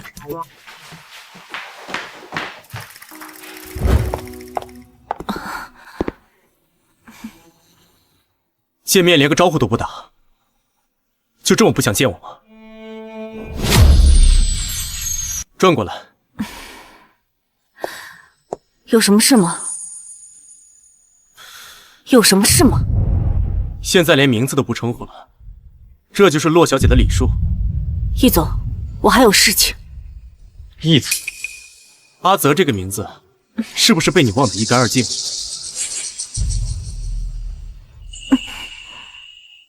你敢不敢叫我一声阿泽？我敢叫，你敢承认吗？易总这种有权有势的人，放着自己名字不用，要用这种与自己身份不搭的名字，岂不是让易总脸上无光？阿泽这个名字是我起的，寓意是希望这个人永远被福泽眷恋，因为他在我心里太美好了，好到我觉得这个世界上所有的温柔跟幸运都该围着他转。易总，你想让我叫你什么都可以，唯独阿泽不行。毕竟他早就死在3年前那个雨夜。你一定要这样跟我说话吗？现在站在我面前的是司徒集团的继承人，我跟您说话得掂量掂量您的身份，若惹得易总不痛快，还请您别再让我在太阳下站着晒2个小时。我身子骨，可吃不消。那你就在这太阳下站着，什么时候我觉得站够了，什么时候我告诉你。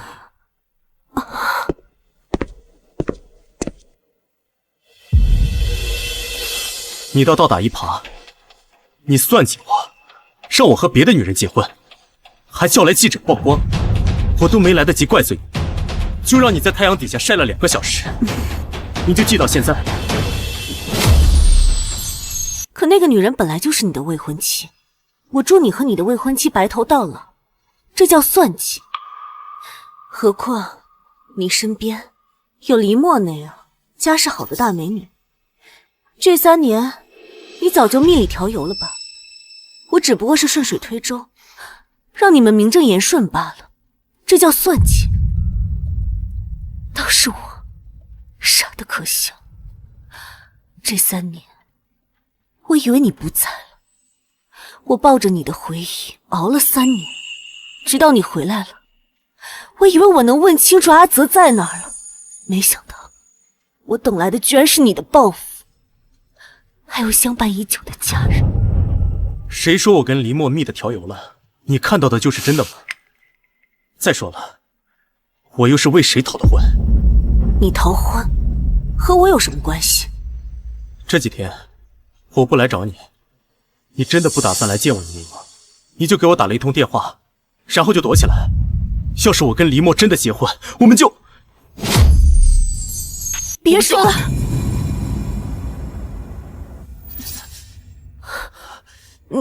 你怎么回事？没事。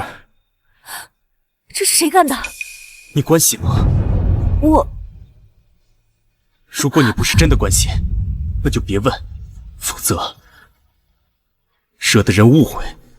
我当然关心啊，我关心我的嘉宾还有错了？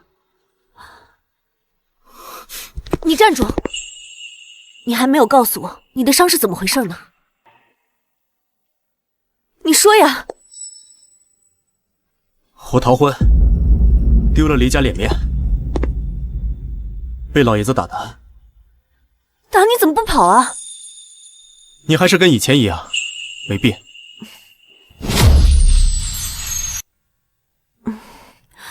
那个，你怎么不去医院啊？去了医院，还怎么能出现在这儿，患上你几句关心啊？我其实来，就是为了这件事情。我想让你陪我去医院。这个，你不是说我是你的节目嘉宾吗？陪节目嘉宾去，怎么了？节目嘉宾不过分吧？老爷子下手没轻没重的，我这明天去公司都成问题。虽然3年来我已经一个人养成了自己解决问题的习惯，但是一个人去医院未免还是太冷清了。你要是不想去就算了，我还是自己去吧。好了，我陪你去，别耽误工作。谢谢你啊，阿西。快走吧。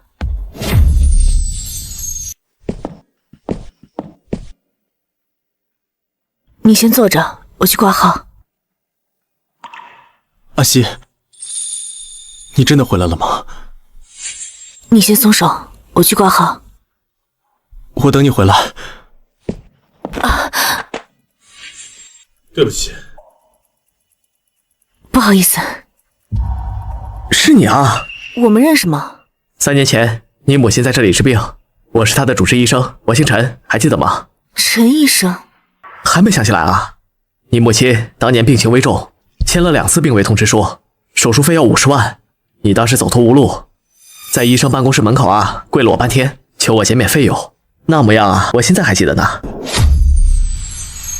求我减免费用，那模样啊，我现在还记得呢。啊，医生，你说3年前是哪个月的事？那我哪记得住啊？那天雨倒是下得挺大。雨天。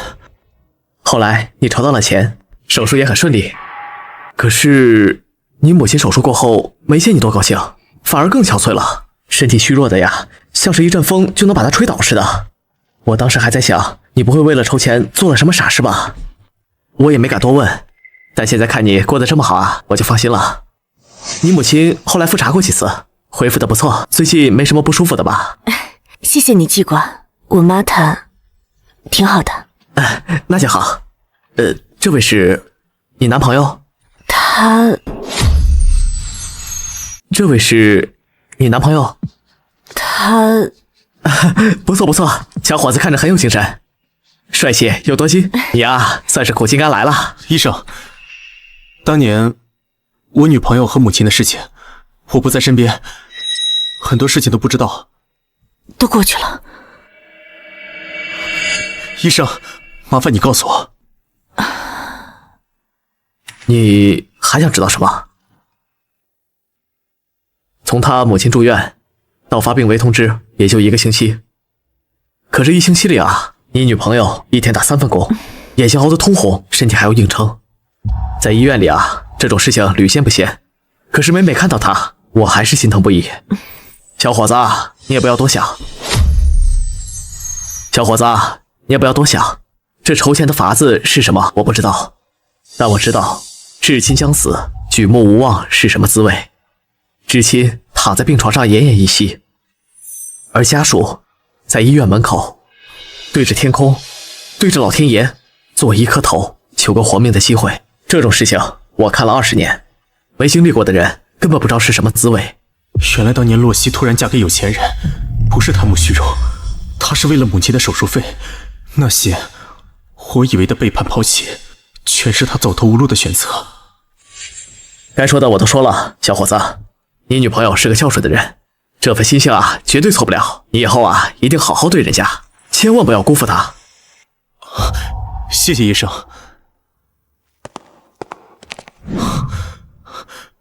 阿西，阿西，都过去了，我先去挂号了。阿西，如果今天我们没有来医院，如果没有遇到陈医生，你是不是打算一辈子瞒着我？你是不是打算让我一辈子戴着有色眼镜看你，让我一辈子活在被抛弃的误会里？我没想瞒你一辈子。3年前得知你的死讯，你告诉我，我该怎么说？3年后，我们又相遇，你以瞒你阿泽的身份，一边对付着我，一边计划着你的婚礼。你告诉我，我该怎么说？每次我想说出来的时候，你都把我堵得死死的，你的每一句话都像刀片一样在伤害着我。无时无刻不提醒着我你是怎么样的人，我该怎么开口？对不起，对不起，是我的错。阿西，对不起，对不起，是我的错。到现在，我也想问问你，司徒逸，就算当年是我有错在先，是我先甩了你，让你一个人在雨里出了车祸，但是在我们相遇之后，你也不该像那样一直羞辱着我。在你有未婚妻的情况下，你凭什么让我做你的情人？凭什么辞退我的工作？凭什么伤害岑宇，让岑家官司缠身？你知不知道，岑家是在我最绝望的时候，唯一给我帮助的人，是他们让我妈走出鬼门关，让我支撑到现在，让我们安稳的生活。可你呢？你去哪儿了？你那个时候应该在筹备着你的婚礼，一边又在想着怎么对付我、报复我，让我痛苦吧。阿西，我和李某订婚是爷爷瞒着我的，我也是后来才知道的。我以前以为你真的是爱慕虚荣，因为这3年你从来没有想要回来看过我。我还以为你早就忘掉过去了呢。我真的从来没有想过要伤害过你啊。那岑家呢？当时我问你，你是不是和岑宇结婚了？你说是，你还说你为他留过孩子。你知道，我听到这句话的时候，我连杀他的心都有了。你说，我怎么可能为情敌手下留情？我要你离婚，你不肯，你还警告过我要远离他，甚至还订了飞机票要远离我。我脑子一热，就想着，你既然这么爱岑家的钱，那我就让岑家一贫如洗。于是，就设计了一场官司，就是想让岑家措手不及，想让你走投无路的时候，第一个想到我。阿泽，你过去不是这样的，你好可怕，你为什么会变成现在这样？阿西，别怕我，我真的只是太害怕失去你了。会不会有一天，你也像对付岑玉一样对付我，把我逼到绝境，让我无处可躲？阿西，我自始至终从来没有想要伤害过你啊。没伤害过我，你伤害我身边的人，就是在伤害我。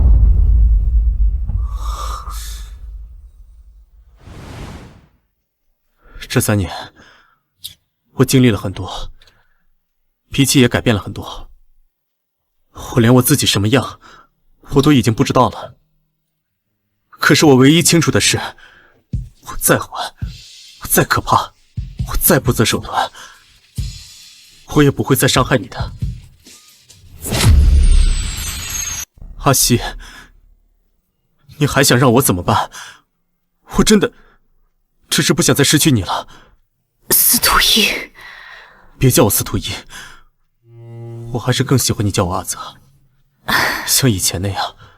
阿泽，这3年没见，我们好像都不认识彼此了。如果再有这个机会，你愿意让我再重新认识你吗？我愿意，我当然愿意。不管以前怎么样，我现在都会对你毫无保留。明明我还在为他的不择手段感到后怕，可转念一想，这3年我又何尝不是变了？我也不择手段算计过司徒一，甚至还连累他司徒家市值蒸发了3个亿。这件事他却自始至终一句话都没有提过，没有指责，没有报复。不管怎么样，先走一步看一步吧。至少现在我愿意再相信他一次，也该给彼此一个机会，看看能不能找到一些曾经的影子。阿西，这3年我保证会一点点的告诉你之前发生了什么，我会一点点的让你重新了解我，像以前了解的那样。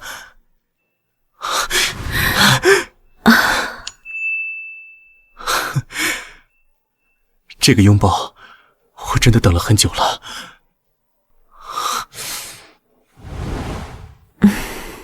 我们之前闹得这么不愉快，我还以为这辈子都不会再有机会了。好了，说这么多，我都饿了。那去我家，我给你做。看来你说的要了解我，都是哄我的。走吧。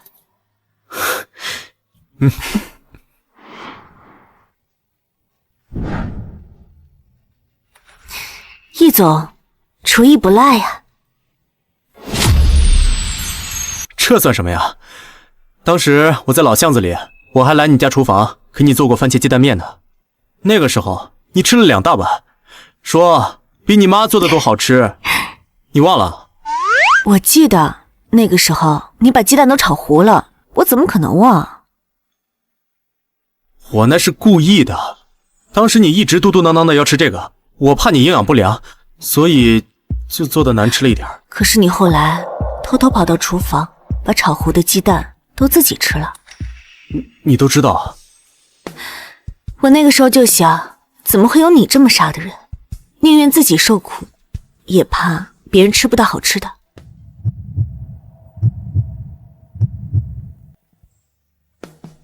那你还记不记得，当时你特别挑食，为了让你荤素搭配的吃，营养均衡，我还特地把不同的菜品都写在了纸上。我们约定抓阄订餐，当时说到抓到什么吃什么，这样才把你挑食的毛病慢慢掰过来。3年前的一切好像就是昨天发生的，我以为我再也见不到你了，可现在你就站在这儿跟我做饭聊天，这一切真实的让我不敢相信。好了，我要炒菜了，这里油烟大，你先出去吧。好。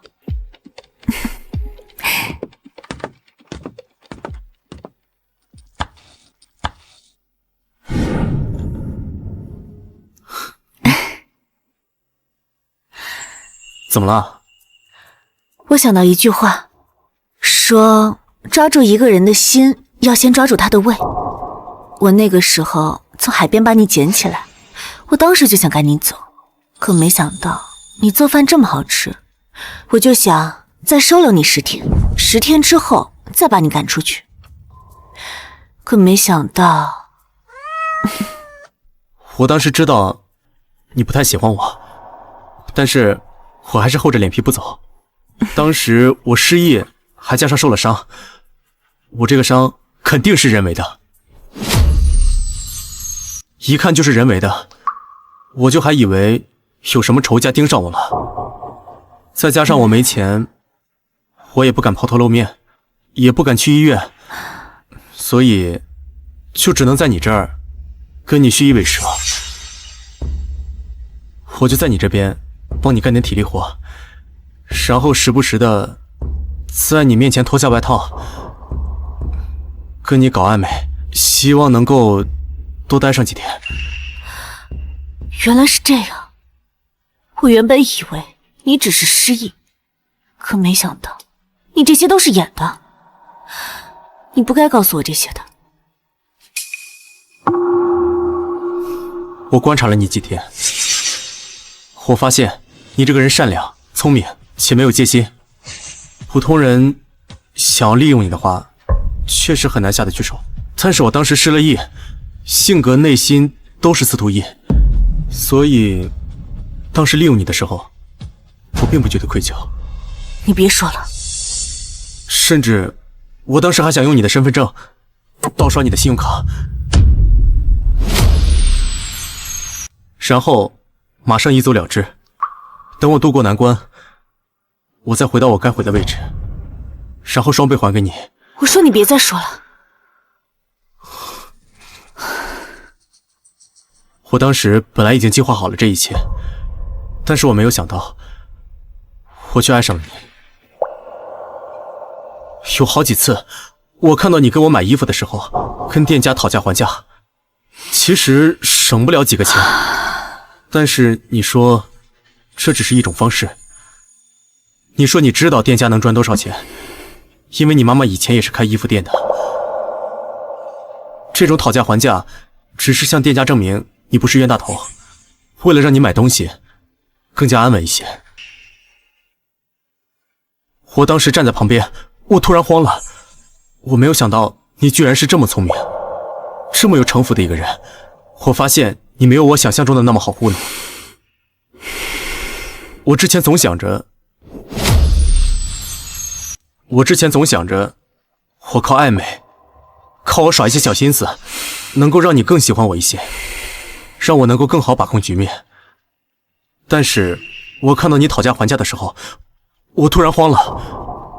我在想，我那些精心设计的计算，和我那些刻意的靠近，你是不是早就看穿了？你是不是已经看穿我们之间是农夫与蛇的故事？还是你已经看到我是一个彻头彻尾的人渣？如果你已经看穿了，你还是愿意留我、照顾我，义无反顾地支持我，是不是对你来说，只是让这段时间为了让你更安稳一些，让你收留我的日子更加安心一点？我没有你心思那么重，你想的这些，我从来没有想过。不重要了，从那天起，不管你说的是哪些，我都觉得在你面前变得可笑滑稽。我开始害怕你发现，害怕失去你。我舍不得你远离我。换句话说，从很早的时候，我就已经喜欢上你了。我身体有些不舒服，今天先到这儿吧，我先回去了。啊，洛曦，我们说好的，你说好要了解我之前的。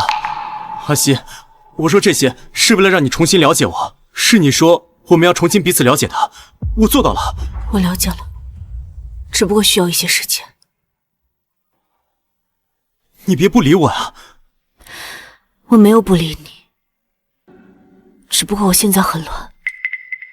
在我心中的阿泽，简单善良，可没想到真相却是……是什么？真相是，阿泽一直和司徒义一样，从来没有什么天真善良。老天，你为什么要对我开这样的玩笑？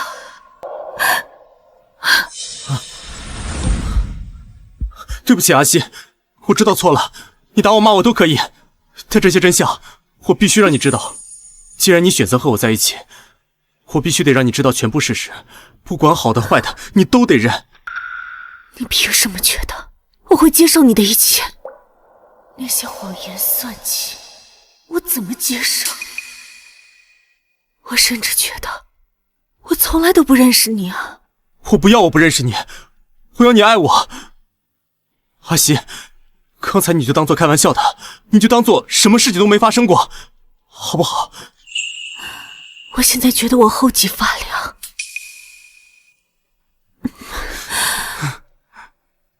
我现在感觉我抱的不是一个人，而是一个吐着蛇信子的毒蛇。我每一秒都觉得害怕。不，你别怕我，别推开我，我求求你，我从来没有求过一个人，求你了。我以为阿泽和我一样简单善良，可我没有想到你却是这样。你告诉我这一切都是装的，你亲手粉碎了这一切，你让我怎么接受？阿曦，接受原本的我，对你来说有这么难吗？没关系，你现在不一定要接受，我可以等到你什么时候接受了为止。求求你给我点希望吧，阿曦，我爱你，我真的爱你。你爱我什么呢，司徒义？司徒义，你爱我什么呢？我爱的是你这个人，你对我哭，你对我笑，这一点不会因为时间而发生改变。如果我告诉你，我爱的是当初阿泽的简单、纯粹、善良，这些你能给我吗？我能。你能，还是你能演给我呀？我从小生活在司徒家，从小过着勾心斗角的日子。你说的那些善良、真诚、简单，不是我不想给你，而是我身边没有几个人能做到。洛曦，我这是真的，不是在找借口。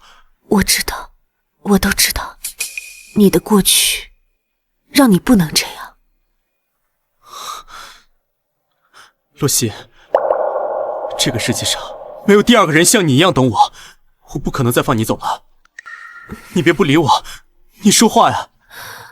阿泽，你说我们能到最后吗？我们可以试试，我们先试1个月，如果1个月可以，我们在一起1年、10年，甚至一辈子。是什么？司徒义的爱浓烈，让人无处逃脱，好像就算天塌下来，他也不愿意撒手。可我呢？我为什么像个懦夫一样，不敢回馈一样的感情？我到底在怕什么？我答应你。西西，这次你答应了，我就再也不会放你跑了。快接电话吧。三，李默这孩子，你必须去亲自赔罪，这个歉你必须去道。怎么不接啊？怕你误会。只要他不爆出来怀了你的孩子，我就不会误会。否则我刚才说的，我都不答应。那我可不会给你后悔的机会。好了，我先回去了。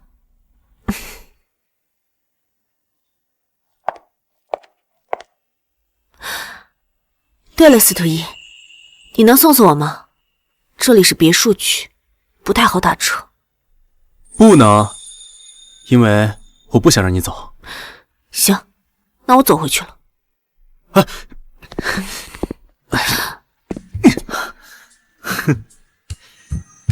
你干什么？走回去干嘛？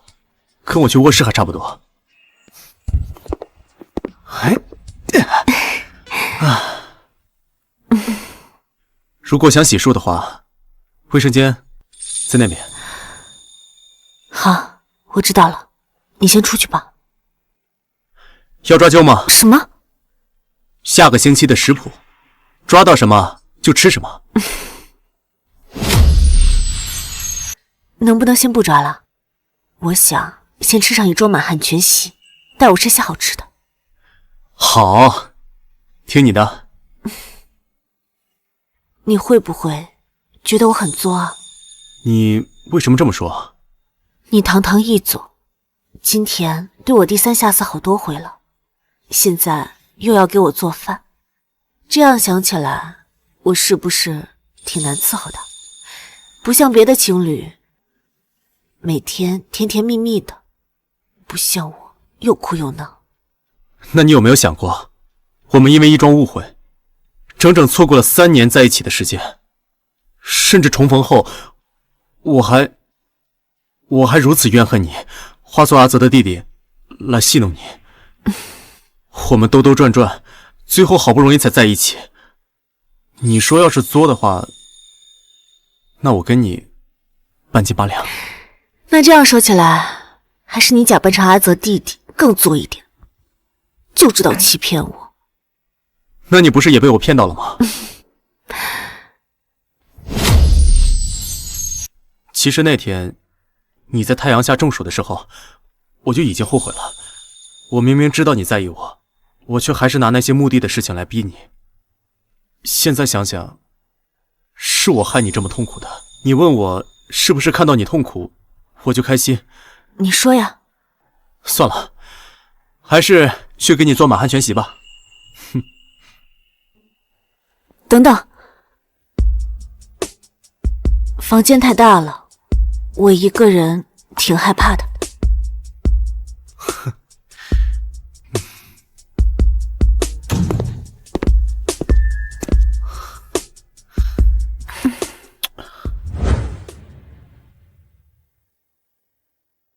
我要去见黎墨，放心，是处理逃婚道歉的事。等我回来。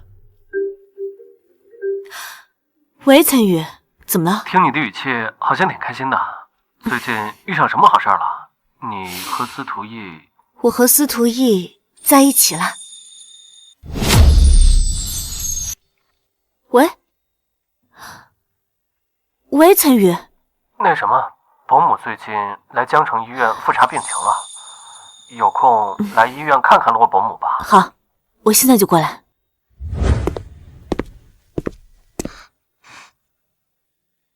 黎墨，婚礼的事情我很抱歉，逃婚给你和黎家带来的损失，我会尽我的全力去弥补你们。我今天让你过来，是为了听你说这些吗？我们之间没有感情，强行结婚对彼此都是折磨。我实话告诉你，我爱的只有洛曦，从始至终都是。我不想耽误你，你应该找个更合适你自己的。那我呢？我算什么？我是你跟洛曦感情的助燃剂吗？李姬，是我让你们的感情死灰复燃。你让我怎么甘心？李默，你根本就不了解我，你喜欢的只是我的身世、名声、背景，你何必再这样坚持呢？这些东西，别的富家子弟一样都有，可我偏偏围着你转，你还不明白吗？那个洛西有什么好的？他就了解你吗？你们分开了3年，在一起的时间又有多久？你凭什么认为你们这种缝缝补补的感情就会牢固？李默，你越界了。越界？在你心里，我连提他的资格都没有，是吗？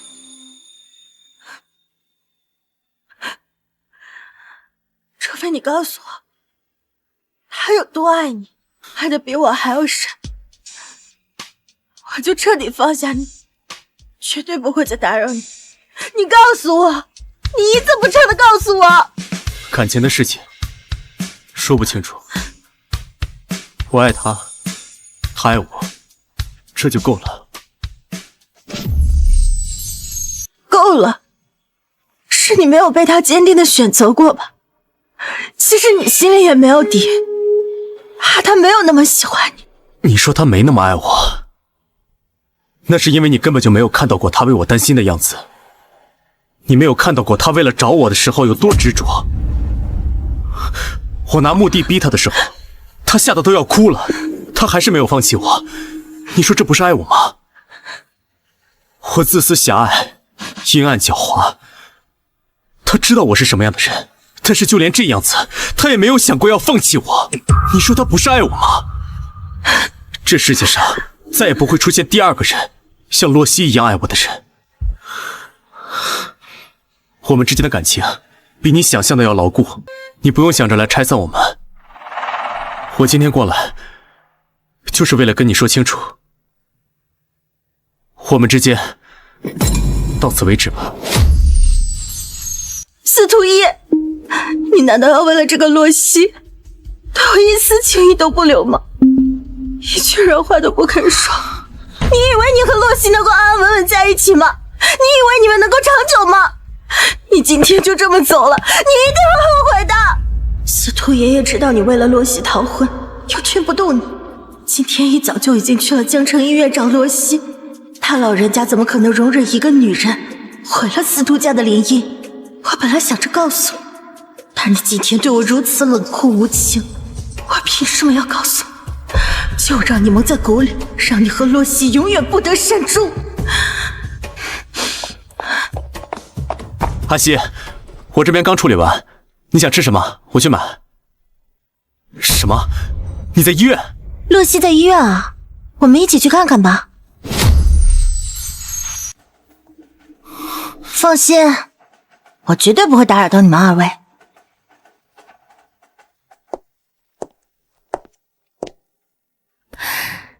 妈，医生说这3年你的身体恢复的不错，要继续保持啊。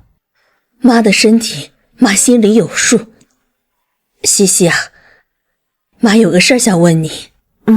昨天岑宇给你打电话，一直没找到你，去你家也没找到你，你昨天去哪儿了？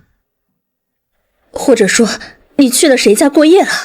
你说什么呀，妈？伯母，阿西啊，已经是成年人了，会照顾好自己的。小雨啊，阿姨只恨自己生了个多情的女儿。3年前，她和那个阿泽爱得死去活来，3年后，她又跟那个叫司徒义的纠缠不清。放着这么好的小雨，你一点都不珍惜啊！妈，我跟岑宇是因为订婚才捆绑到一起，我们之间根本就没有感情，你为什么非得把我们俩捆绑在一起呢？你真是个白眼狼啊！岑家对我们帮助了多少？这要是放到电视剧里，那都是要以身相许的。你可倒好，不但不改进，还挑三拣四的。你可真是识人不清啊！那我们也不能因为感激就在一起啊，这对岑宇不公平，对我也不公平。更何况我已经有喜欢的人了，就是司徒逸。原来我孙子这么受欢迎啊！你是谁呀？你怎么能随随便便的进别人的病房呢？我是司徒逸的爷爷司徒剑，今天来是想跟洛小姐好好谈一谈，让她主动跟我家孙子司徒逸分开。你们不是一个世界的人，洛小姐家境普通，你配不上她。你个死老头子，你说什么呢？什么叫配不上？我女儿那是值得最好的，我们才不稀罕呢。洛夫人果然好骨气，我知道你一个人含辛茹苦养大女儿，不是让她便宜给穷小子的。所以我承认你女儿值得找更好的。我现在有一个让她少走10年弯路的职业机会，只要洛小姐点头跟逸儿分开，我就把这个职业机会交给你。这个司徒逸是什么来头？乖女儿，你什么时候认识这种财大气粗的人呀？妈怎么从来没有听你说过？妈，其实司徒逸就是……保姆，关于司徒逸的身份，我早就知道了，只是一直没想好怎么跟您说，怕您听了生气。这到底是怎么回事啊？我出去给你们买点吃的吧，洛西会跟您解释的。妈，行了，你先在床上好好休息休息。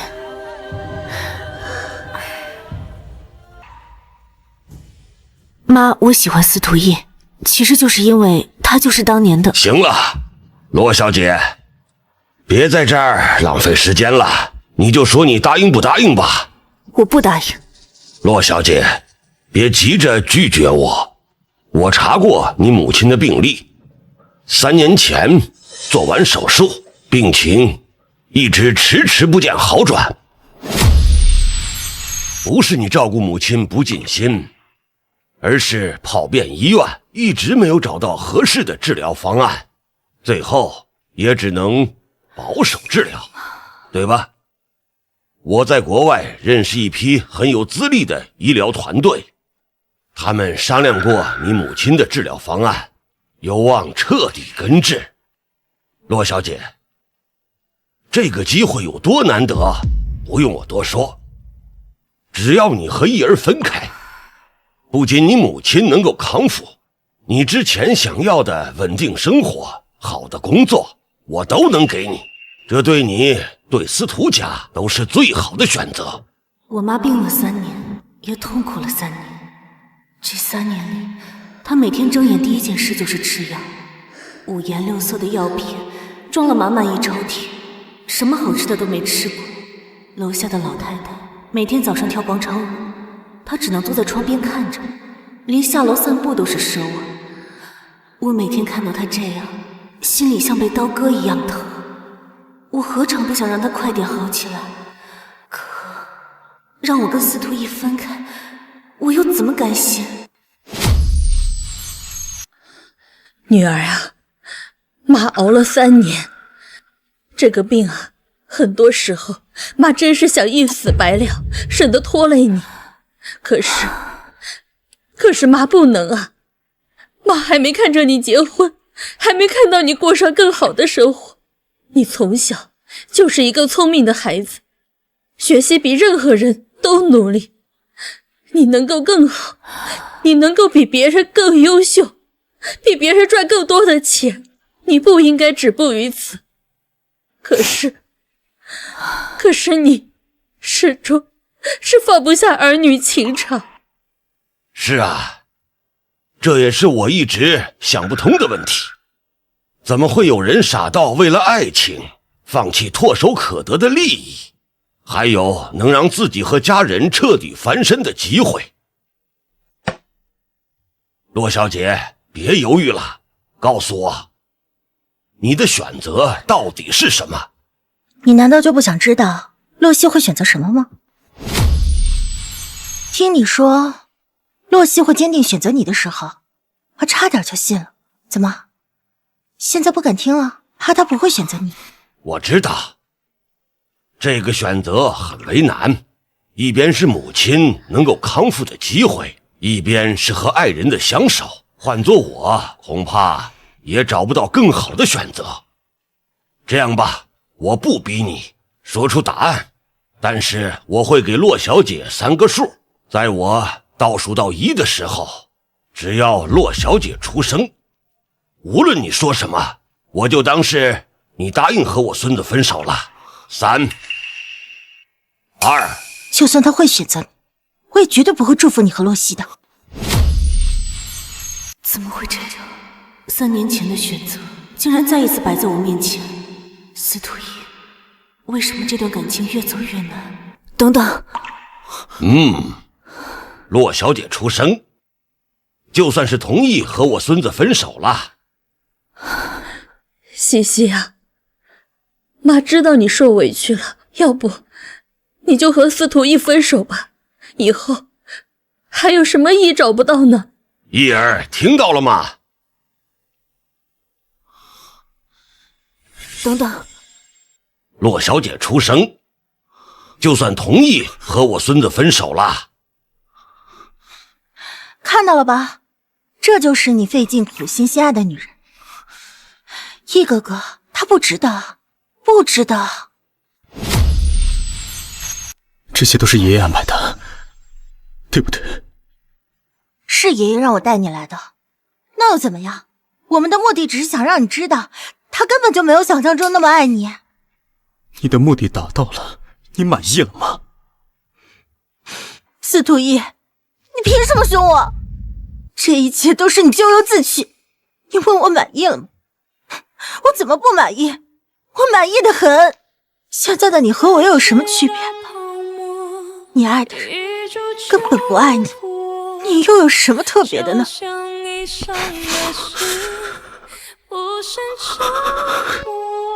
即便是爷爷故意逼迫阿西，故意对他施压，可我还是忍不住疼惜，忍不住想让他能坚定地选择我一次，哪怕一次。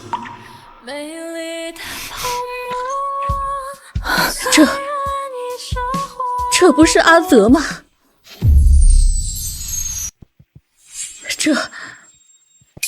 这不是阿泽吗？妈，我喜欢司徒一，其实就是因为他就是当年的。西西啊，你刚才是不是要跟我说司徒一就是阿泽？我当年故意告诉你阿泽死了，谁知道他竟然是司徒家的孙子。要早知道是这样，我说什么也不会阻止你们在一起的呀。乖女儿，你现在还能反悔吗？什么诱惑都比不了和司徒家的孙子在一起啊。阿泽，你还认识伯母我吗？我们3年前就见过的呀。行了，国外医疗团队啊，我早已经联系好了，专车就在下边等着。时间不早了，洛夫人，随我走吧。这就要走了吗？女儿啊，你们好好聊，你一定要好好的留住这个金龟婿呀！你们好好聊啊！司徒一，别说了。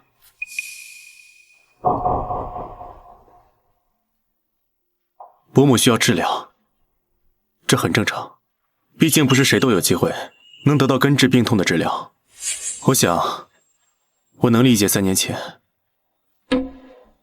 你为什么要做出分开的决定了。你说的是真的吗？洛西，3年了，你觉得我们还合适吗？你说什么？这几天我们一直在聊过去的事情，已经没有新的话题了，所以只能拿过去的事情翻来覆去的说。其实我们心里都知道一个事实，那就是我们早就已经不合适了。算了吧，露西。算了，你再说一遍。我说，我们算了吧。破镜难重圆，我们回不去了。不，我不信。不信？别天真了，洛希。我是司徒家的独孙子，你知道我是什么样的人，阴翳偏执。昨晚我向你坦白的那些话，不过只是冰山一角罢了。你不会真觉得我会向你吐露心声吧？我这个人，我自己说的话哪句是真的，哪句是假的，我自己都说不清楚。你还傻傻的以为我会对你付出真心吗？我来到这个世界上，从来不是谈情说爱的。我有我的事业要拼，我有司徒家的事业要扛。你不会真觉得我对你付出这么多是真的喜欢你吧？那不过只是男人无聊时的打发罢了，只是发泄一下生理需求而已。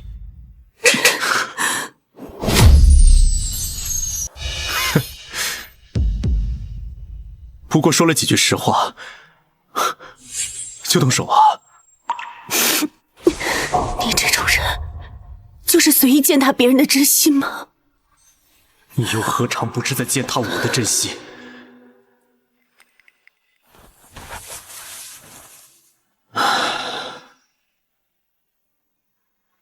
我这里有50万，当年你为了50万难成这样，和我断绝了关系，我很同情你。这一次，我们也拿着50万，结束这段关系吧。拿着吧。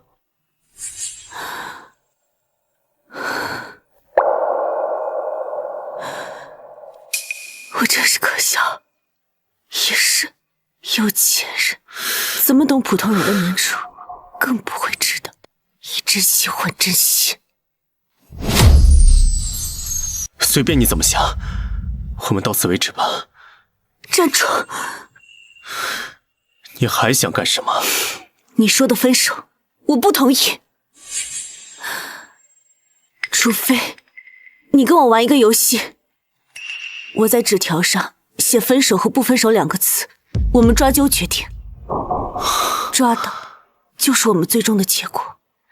3年前是我抛弃了你，公平起见，这次选择权交给你。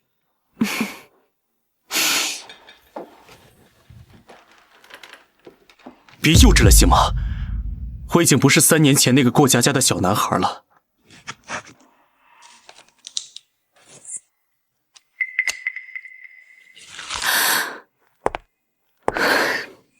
你选一个。玩啊？怎么不敢玩？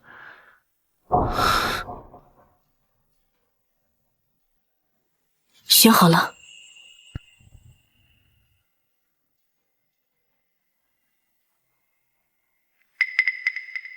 不再换了吗？不换了。那你打开吧。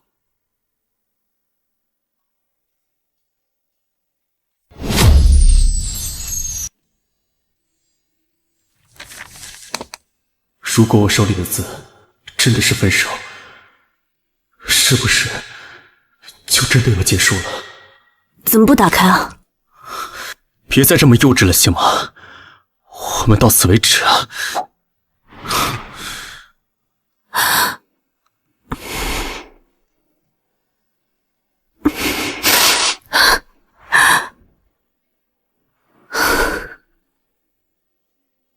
我写了2个不分手，原本以为他会打开，我们还能一起并肩作战，结果他连打开的勇气都没有。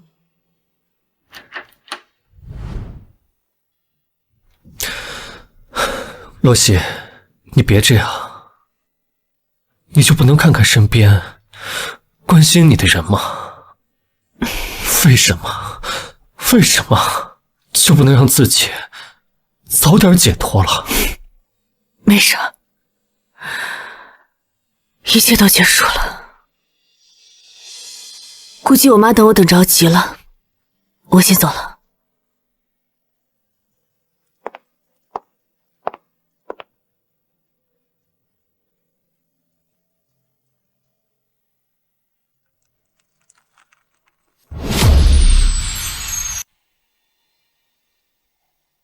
岑宇，怎么，家里官司搞定了？你还敢提？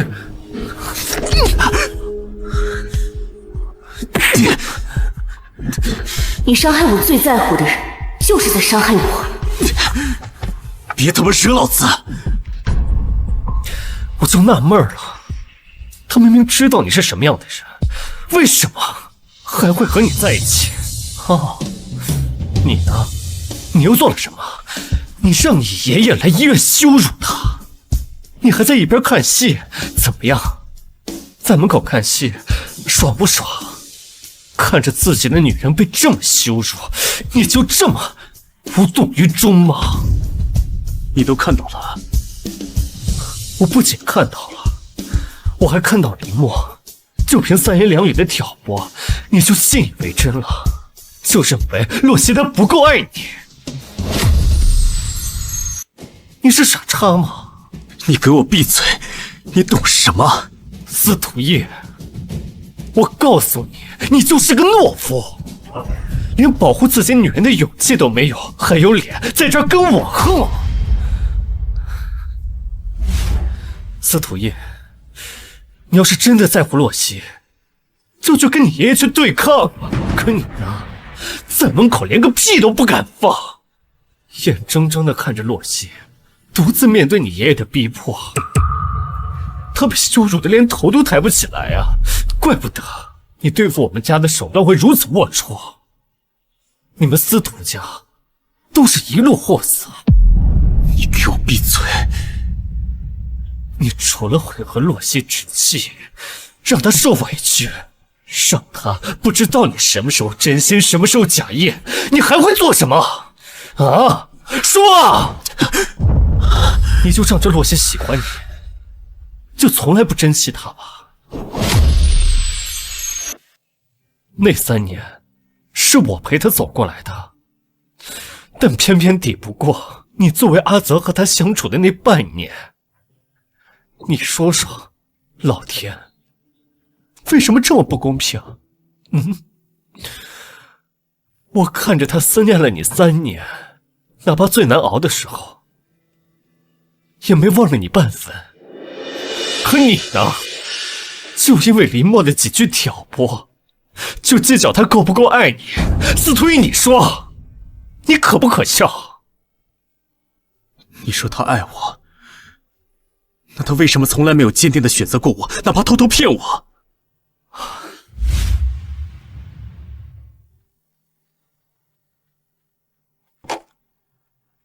妈，我们不靠司徒家。其实这么多年，我靠主持节目也积累了不少人脉资源。C 国也跟我联系过，说他们治疗时间短，痛苦少。我们不用司徒爷爷说的那个国外治疗团队。西西啊，司徒义他毕竟是首富，你就这样放弃了吗？你不是喜欢他吗？妈，我们上车吧。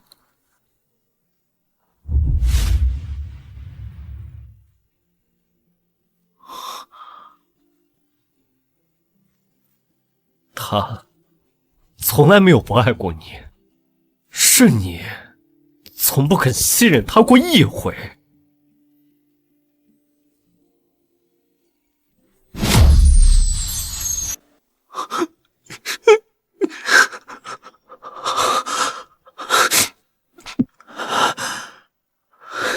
当时你说害怕我看穿我们是农夫与蛇的故事，我说我没有你心思这么重，你想的这些我都没想过。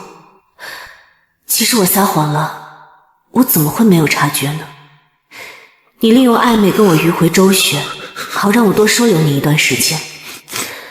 我看得出你的心思，可我却不想拆穿。生命里凭空出现一个人，让我的生活不再那么平凡，我也有点舍不得放手了，所以只能将错就错。你说你那时候就爱上我了，我何尝不是一样？我们对彼此的心动从来都不是假的，只是你一直不敢坚定相信罢了。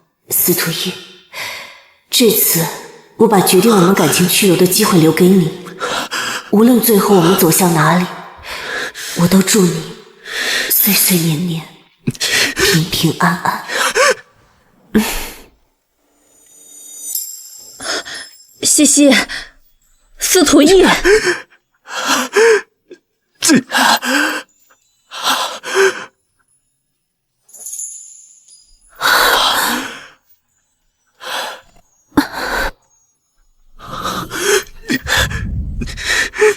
这次我不放手，你也不要放手。